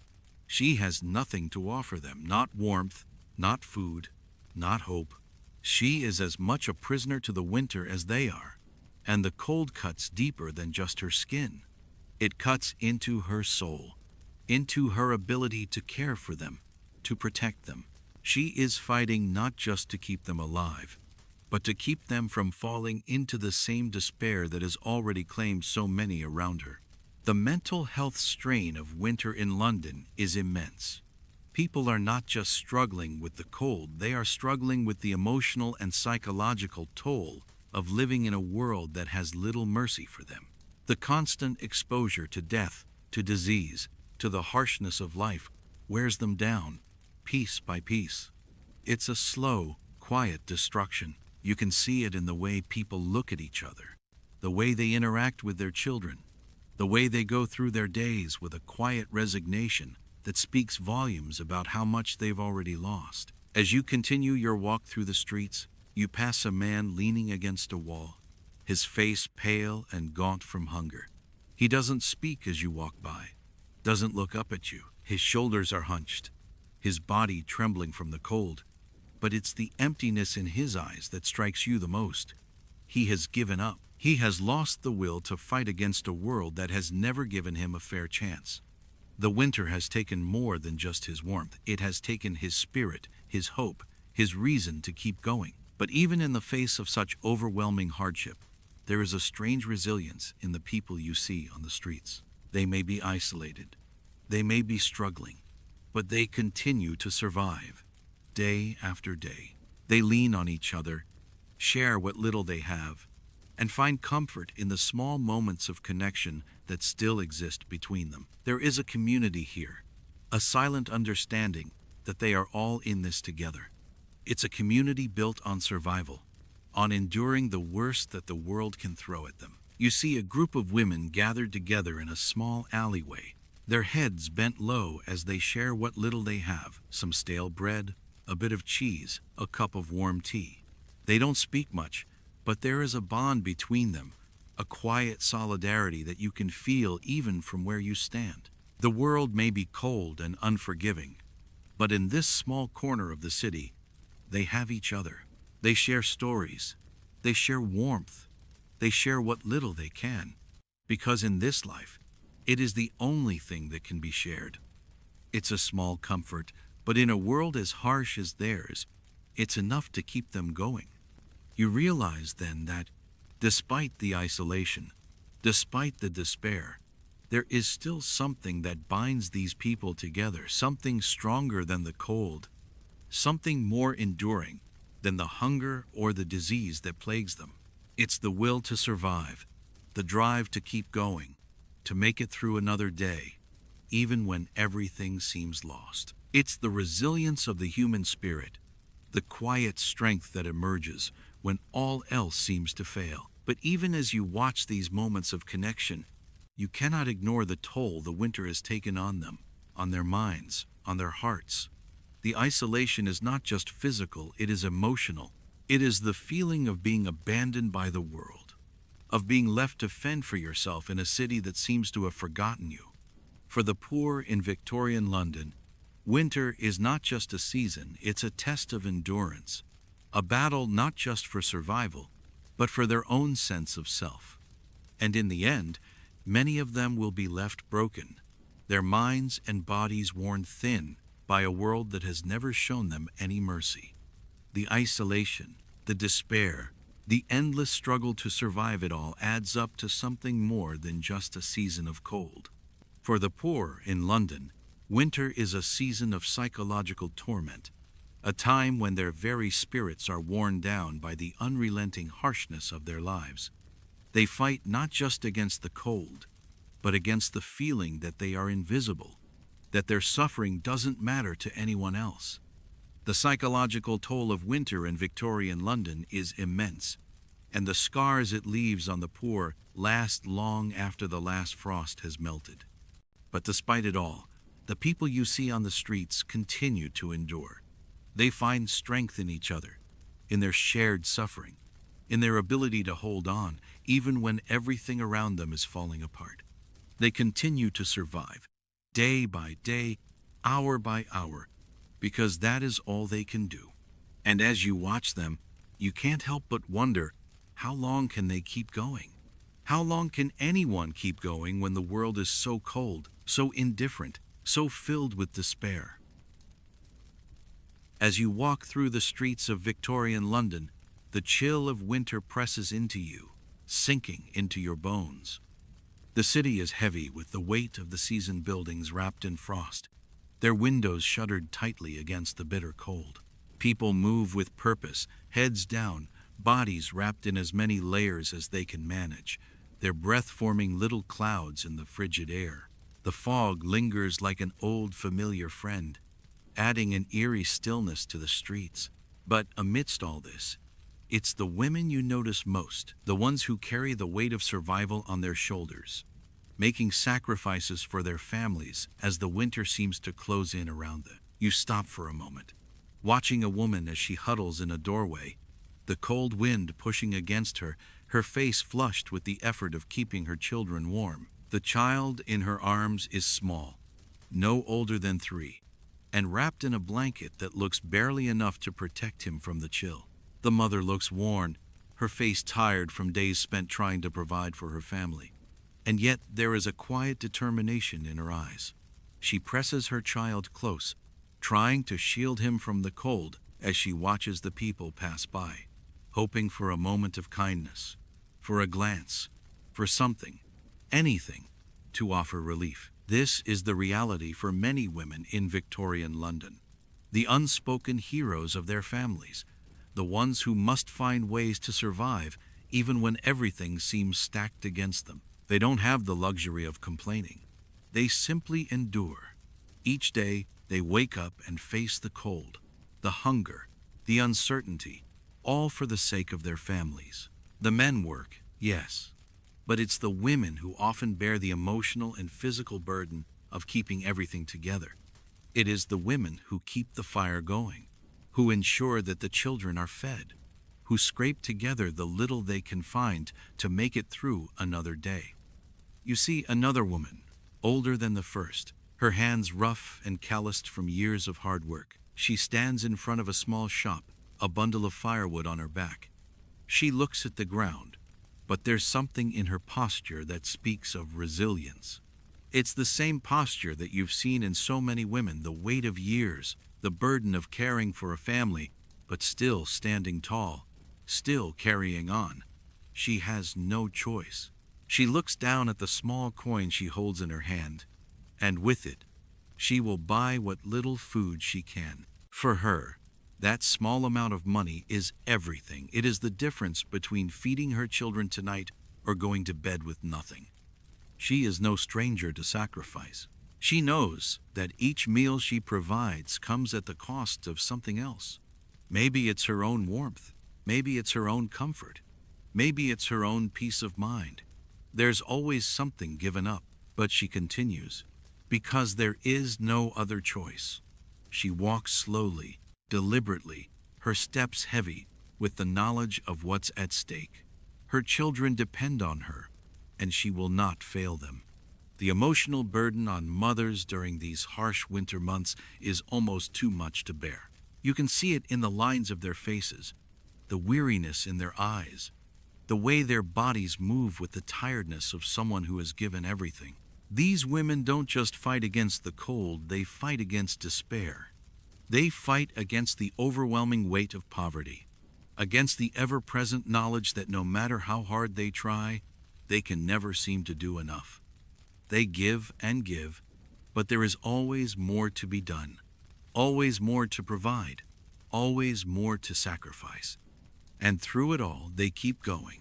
One evening, as you walk through the streets, you come across a small family gathered in a cramped room. The mother is sitting by the fire, her hands working deftly to mend clothes, her face a picture of concentration. She glances up occasionally, checking on her children, but her attention is always split.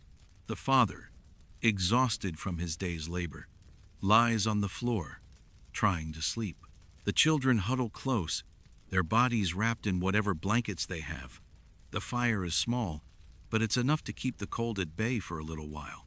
You can see the mother's eyes as she watches her children, tired, but full of love. She knows what they need, but she knows too that she can't provide everything. She can't shield them from the cold outside. She can't stop the hunger that grows more insistent as the days stretch on. And she can't protect them from the sickness that lingers in the dampness of their home. Yet she tries. She tries to make their lives as normal as possible, to give them a sense of warmth and safety that they can hold on to in this world of uncertainty. She may not be able to give them everything, but she gives them what she can, and that is enough to keep their spirits alive. In a way, it is the family's unity that becomes their strength.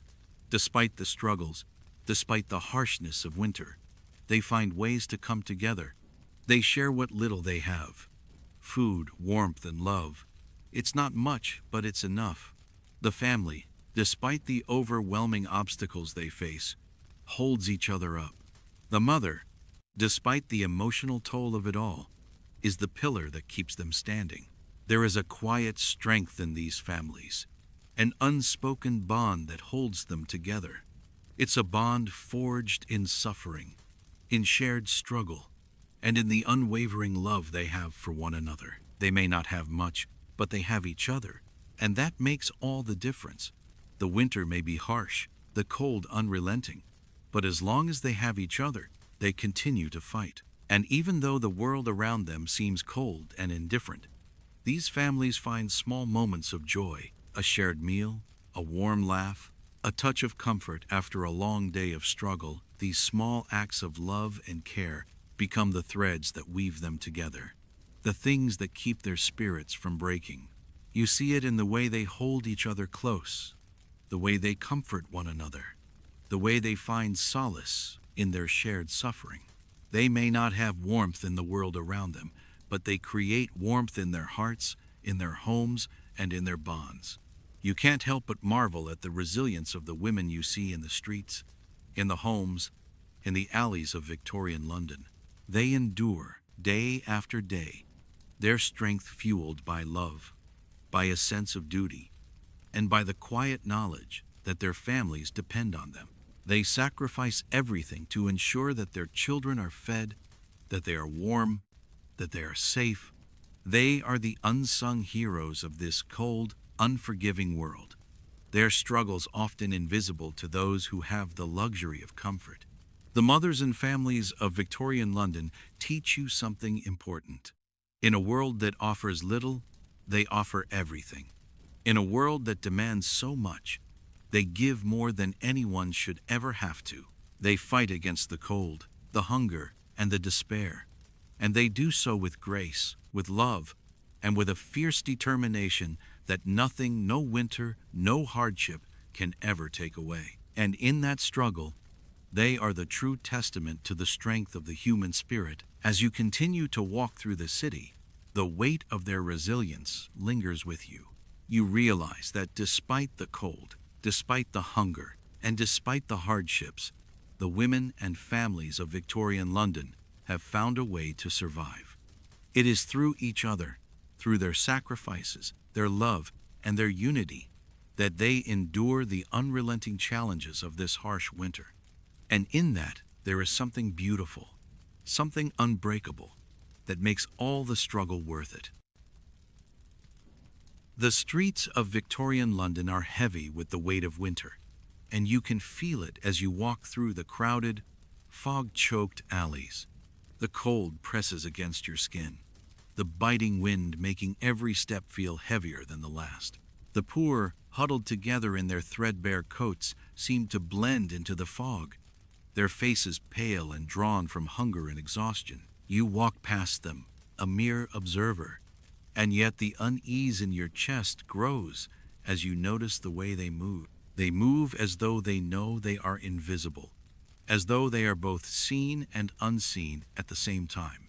You pass by a woman standing in front of a crumbling building, her hands trembling as she clutches a ragged blanket to her chest. She's standing alone, staring at the ground, and when she looks up, her eyes meet yours briefly, only for a moment, but in those few seconds, you can see the desperation, the fear, the shame. She looks away quickly, as though afraid of what you might think, afraid that you might judge her, afraid of the stigma that clings to her like a second skin. She's poor. She knows it. And in this city, where wealth and status define a person's worth, that's enough to make her invisible, to make her a target.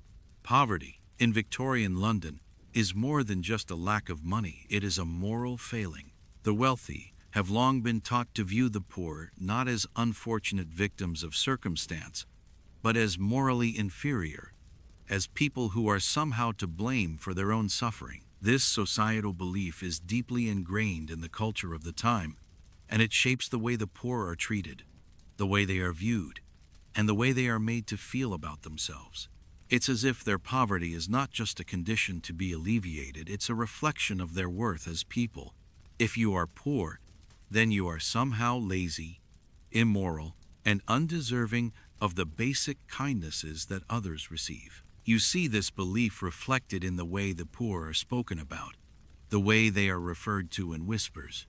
The poor have no discipline, the wealthy might say. They lack the morals and work ethic to rise above their circumstances.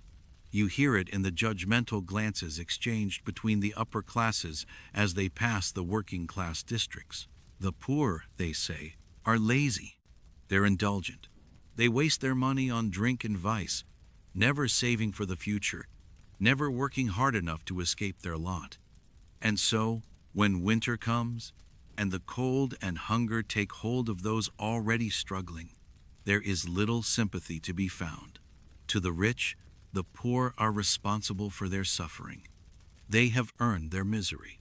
As you continue down the street, you can feel the tension that hangs in the air.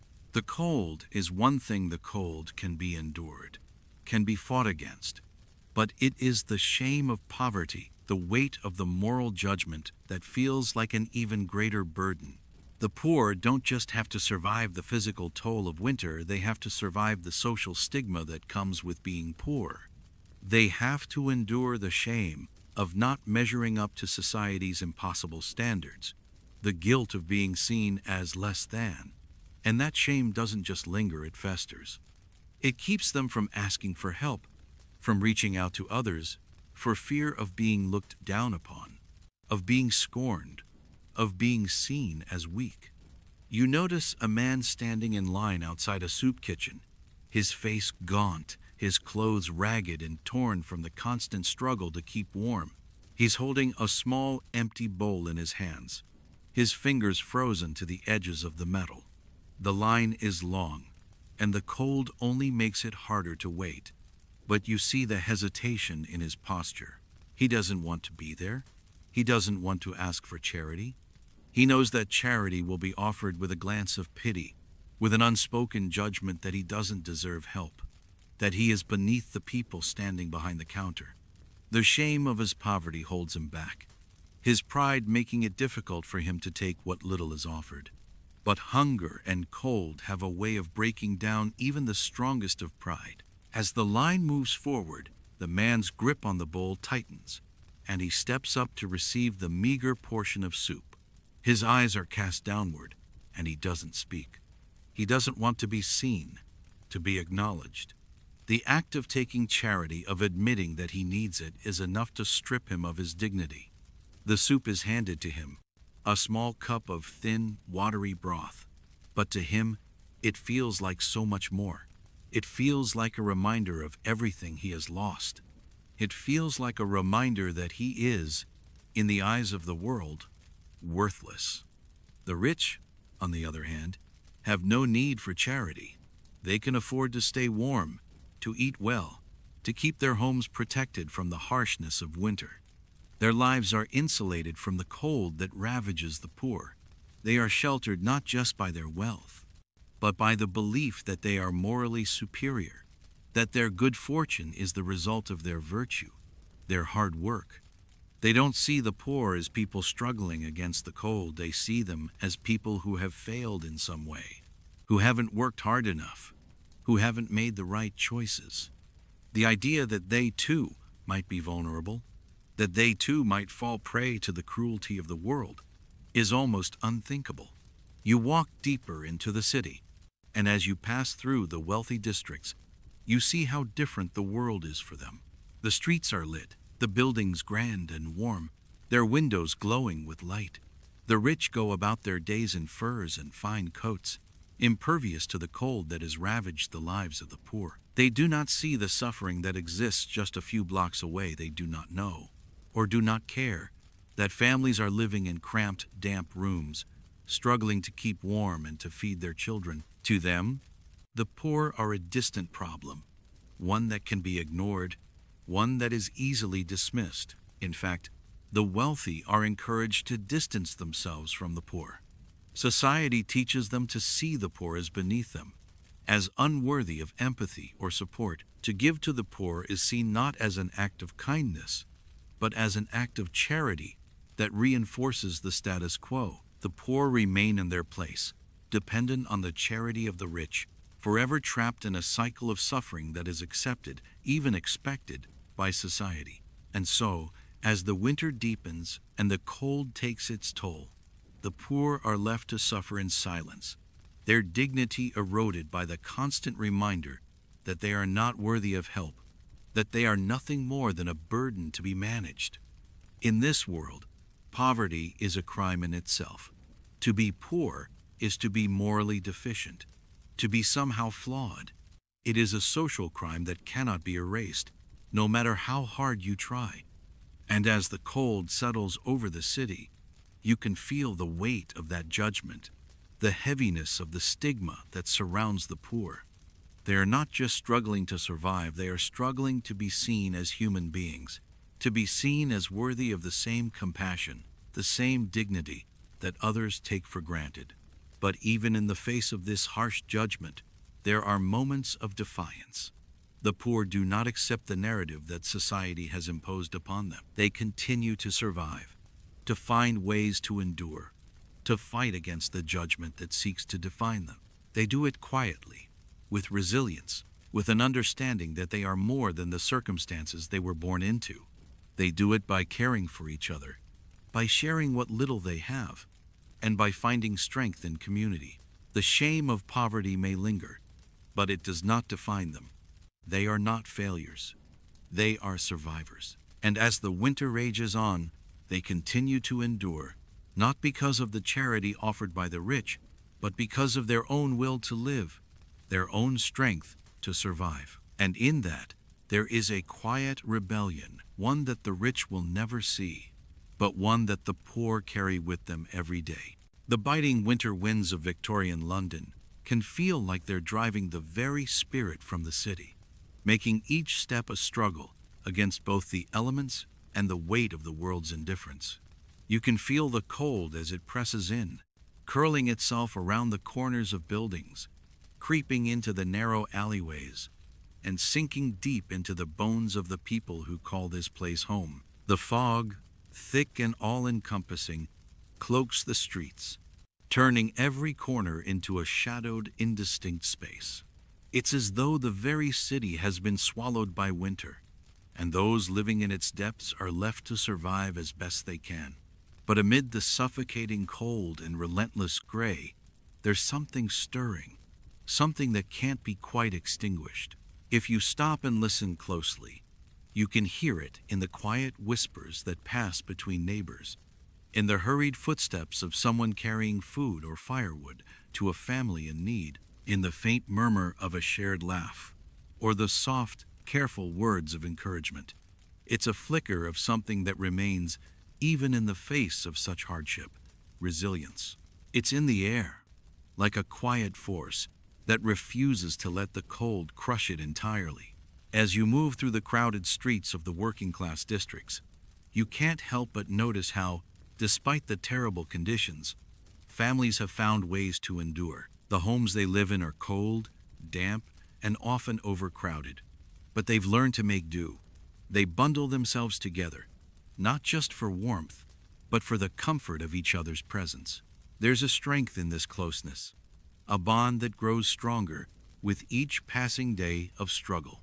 The parents, worn thin by the long hours they work, still find time to comfort their children, to tell them stories, to whisper promises of better days ahead, even when they know the odds of those better days ever coming seem slim. In a small, cramped home near the edge of the city, a father and mother sit side by side in front of a meager fire, the faint glow illuminating their tired faces. They are exhausted physically and emotionally, but they do not show it to their children. The mother holds a small bundle of food in her lap, sharing what little they have with the others in the room. The father, his hands rough and calloused from years of hard labor, gently caresses his children's heads, his touch a silent reassurance that, despite everything, they will be okay together. It's a quiet strength that flows between them, not from their circumstances, but from their unity. The room is cold, but they are warm in each other's presence, and that warmth, fleeting as it may be, is enough to carry them through. Outside, the city may seem bleak, but inside the walls of these homes, something powerful exists. The human spirit, the resilience of those who live here, who face each day with the weight of the world upon them but continue to move forward, is staggering. Every step they take through the cold, every hour they work, every meal they prepare with what little they have, it is all an act of defiance, of survival. They are not just enduring, they are living, refusing to let the hardship of their lives break them, to let the weight of poverty crush their spirits. You see this resilience in the way neighbors help each other. In the midst of all the suffering, there is a bond that ties these families together, a sense of community that is both fragile and strong. You walk down a street and hear the sounds of laughter spilling from a small house where a group of families has gathered. There's no grand feast, just a simple meal, shared by all. But the warmth in the room is palpable. And it's not just from the small fire that flickers in the hearth. The warmth comes from the people inside, from the way they support each other, from the way they've learned to survive, not just through sheer will, but through the kindness and compassion they offer one another. The working-class families who survive these winters show an incredible strength, a resilience that can only be born out of necessity. They don't have the luxury of luxury. They have to fight for every bit of warmth, every scrap of food. Yet, they continue, and in their continuation, they find something powerful. It's not just survival they are living, and they are living with purpose. They are not defined by the cold, by the poverty, or by the disease that spreads through the streets.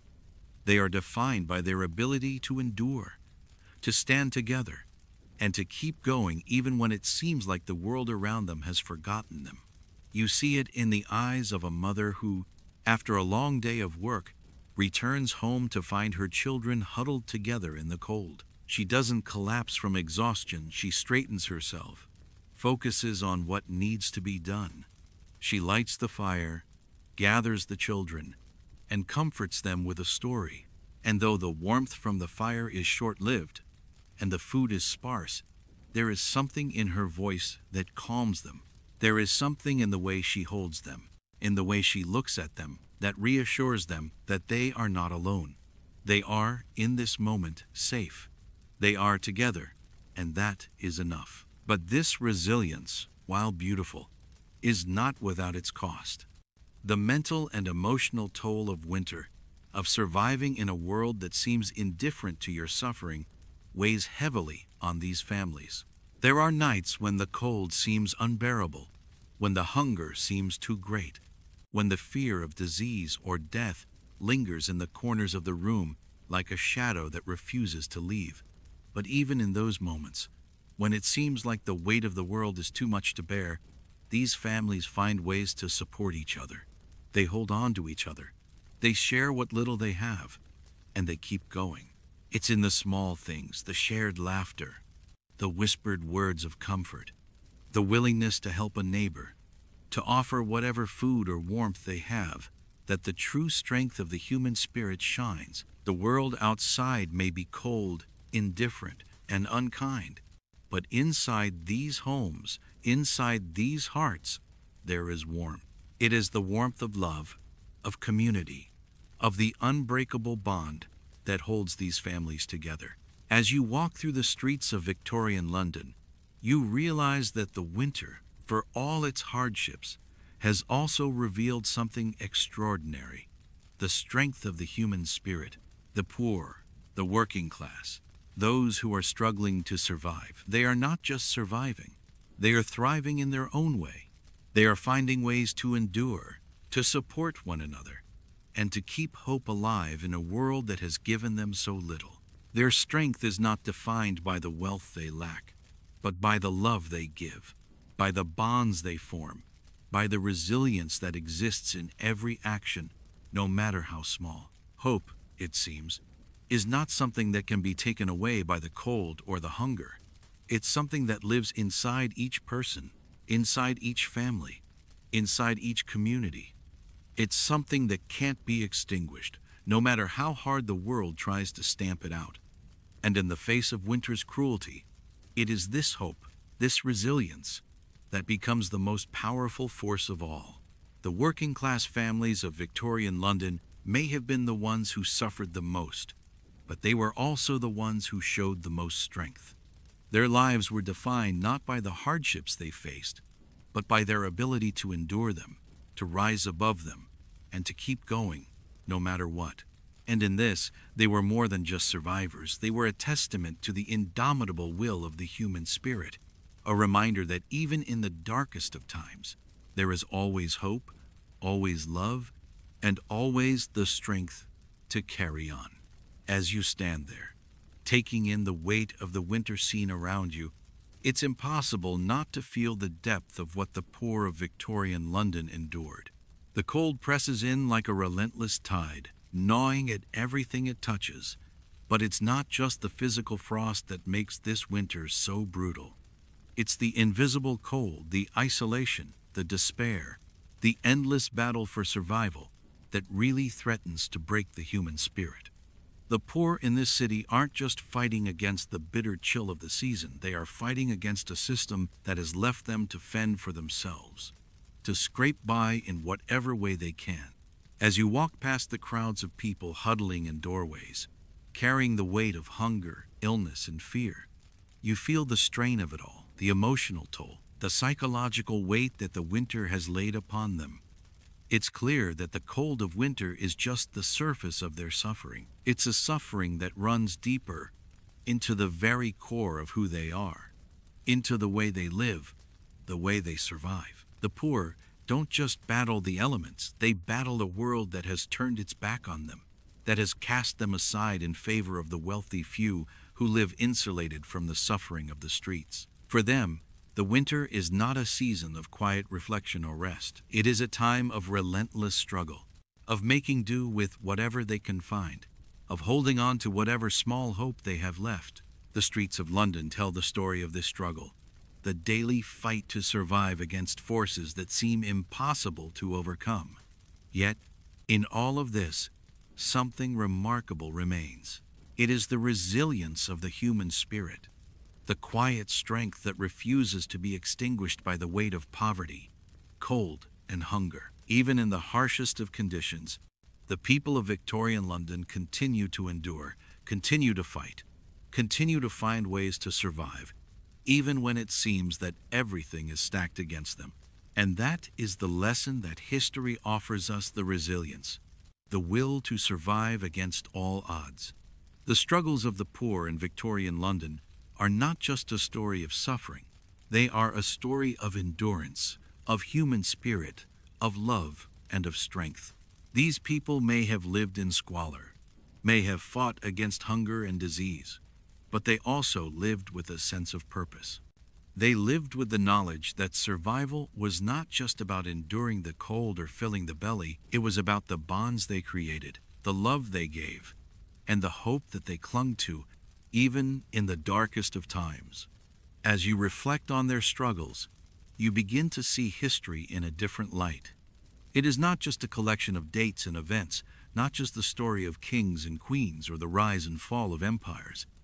It is the story of ordinary people, people who lived, loved, struggled, and survived against the backdrop of a world that was often unkind and unforgiving. Their stories are written in the struggles they faced, the choices they made, and the ways they persevered, despite everything.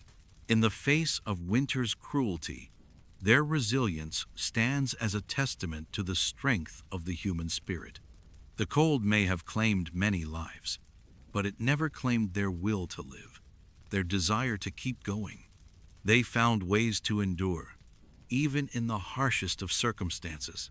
Even when the world seemed to have forgotten them, they found ways to support one another, to share what little they had, to hold on to the hope that someday things might get better. And even when winter was at its most brutal, their determination to survive shone through. There is a lesson in that one that reaches beyond the cold streets of Victorian London, one that speaks to all of us, no matter the time or place. It is the lesson that no matter how difficult the world becomes, no matter how harsh the conditions we face, there is always strength to be found within us, and there is always a way forward. People like those who lived through the winters of Victorian London remind us that even in the darkest moments, the human spirit can rise above the hardships, can find ways to survive, to endure, and to keep moving forward. And as you walk away from the streets of London, the weight of their struggle remains with you, a quiet reminder of the resilience that exists within every person. The winter, though cruel, has passed, but the strength of those who endured it lives on in the stories we remember, in the lessons we learn, and in the enduring fight for survival that continues generation after generation. And perhaps, as we face our own struggles in this world, we can remember the strength of those who came before us, their endurance, their courage, and their refusal to be defeated by the cold. For in their survival, they show us that no matter how hard life becomes, the human spirit remains unbroken, forever resilient.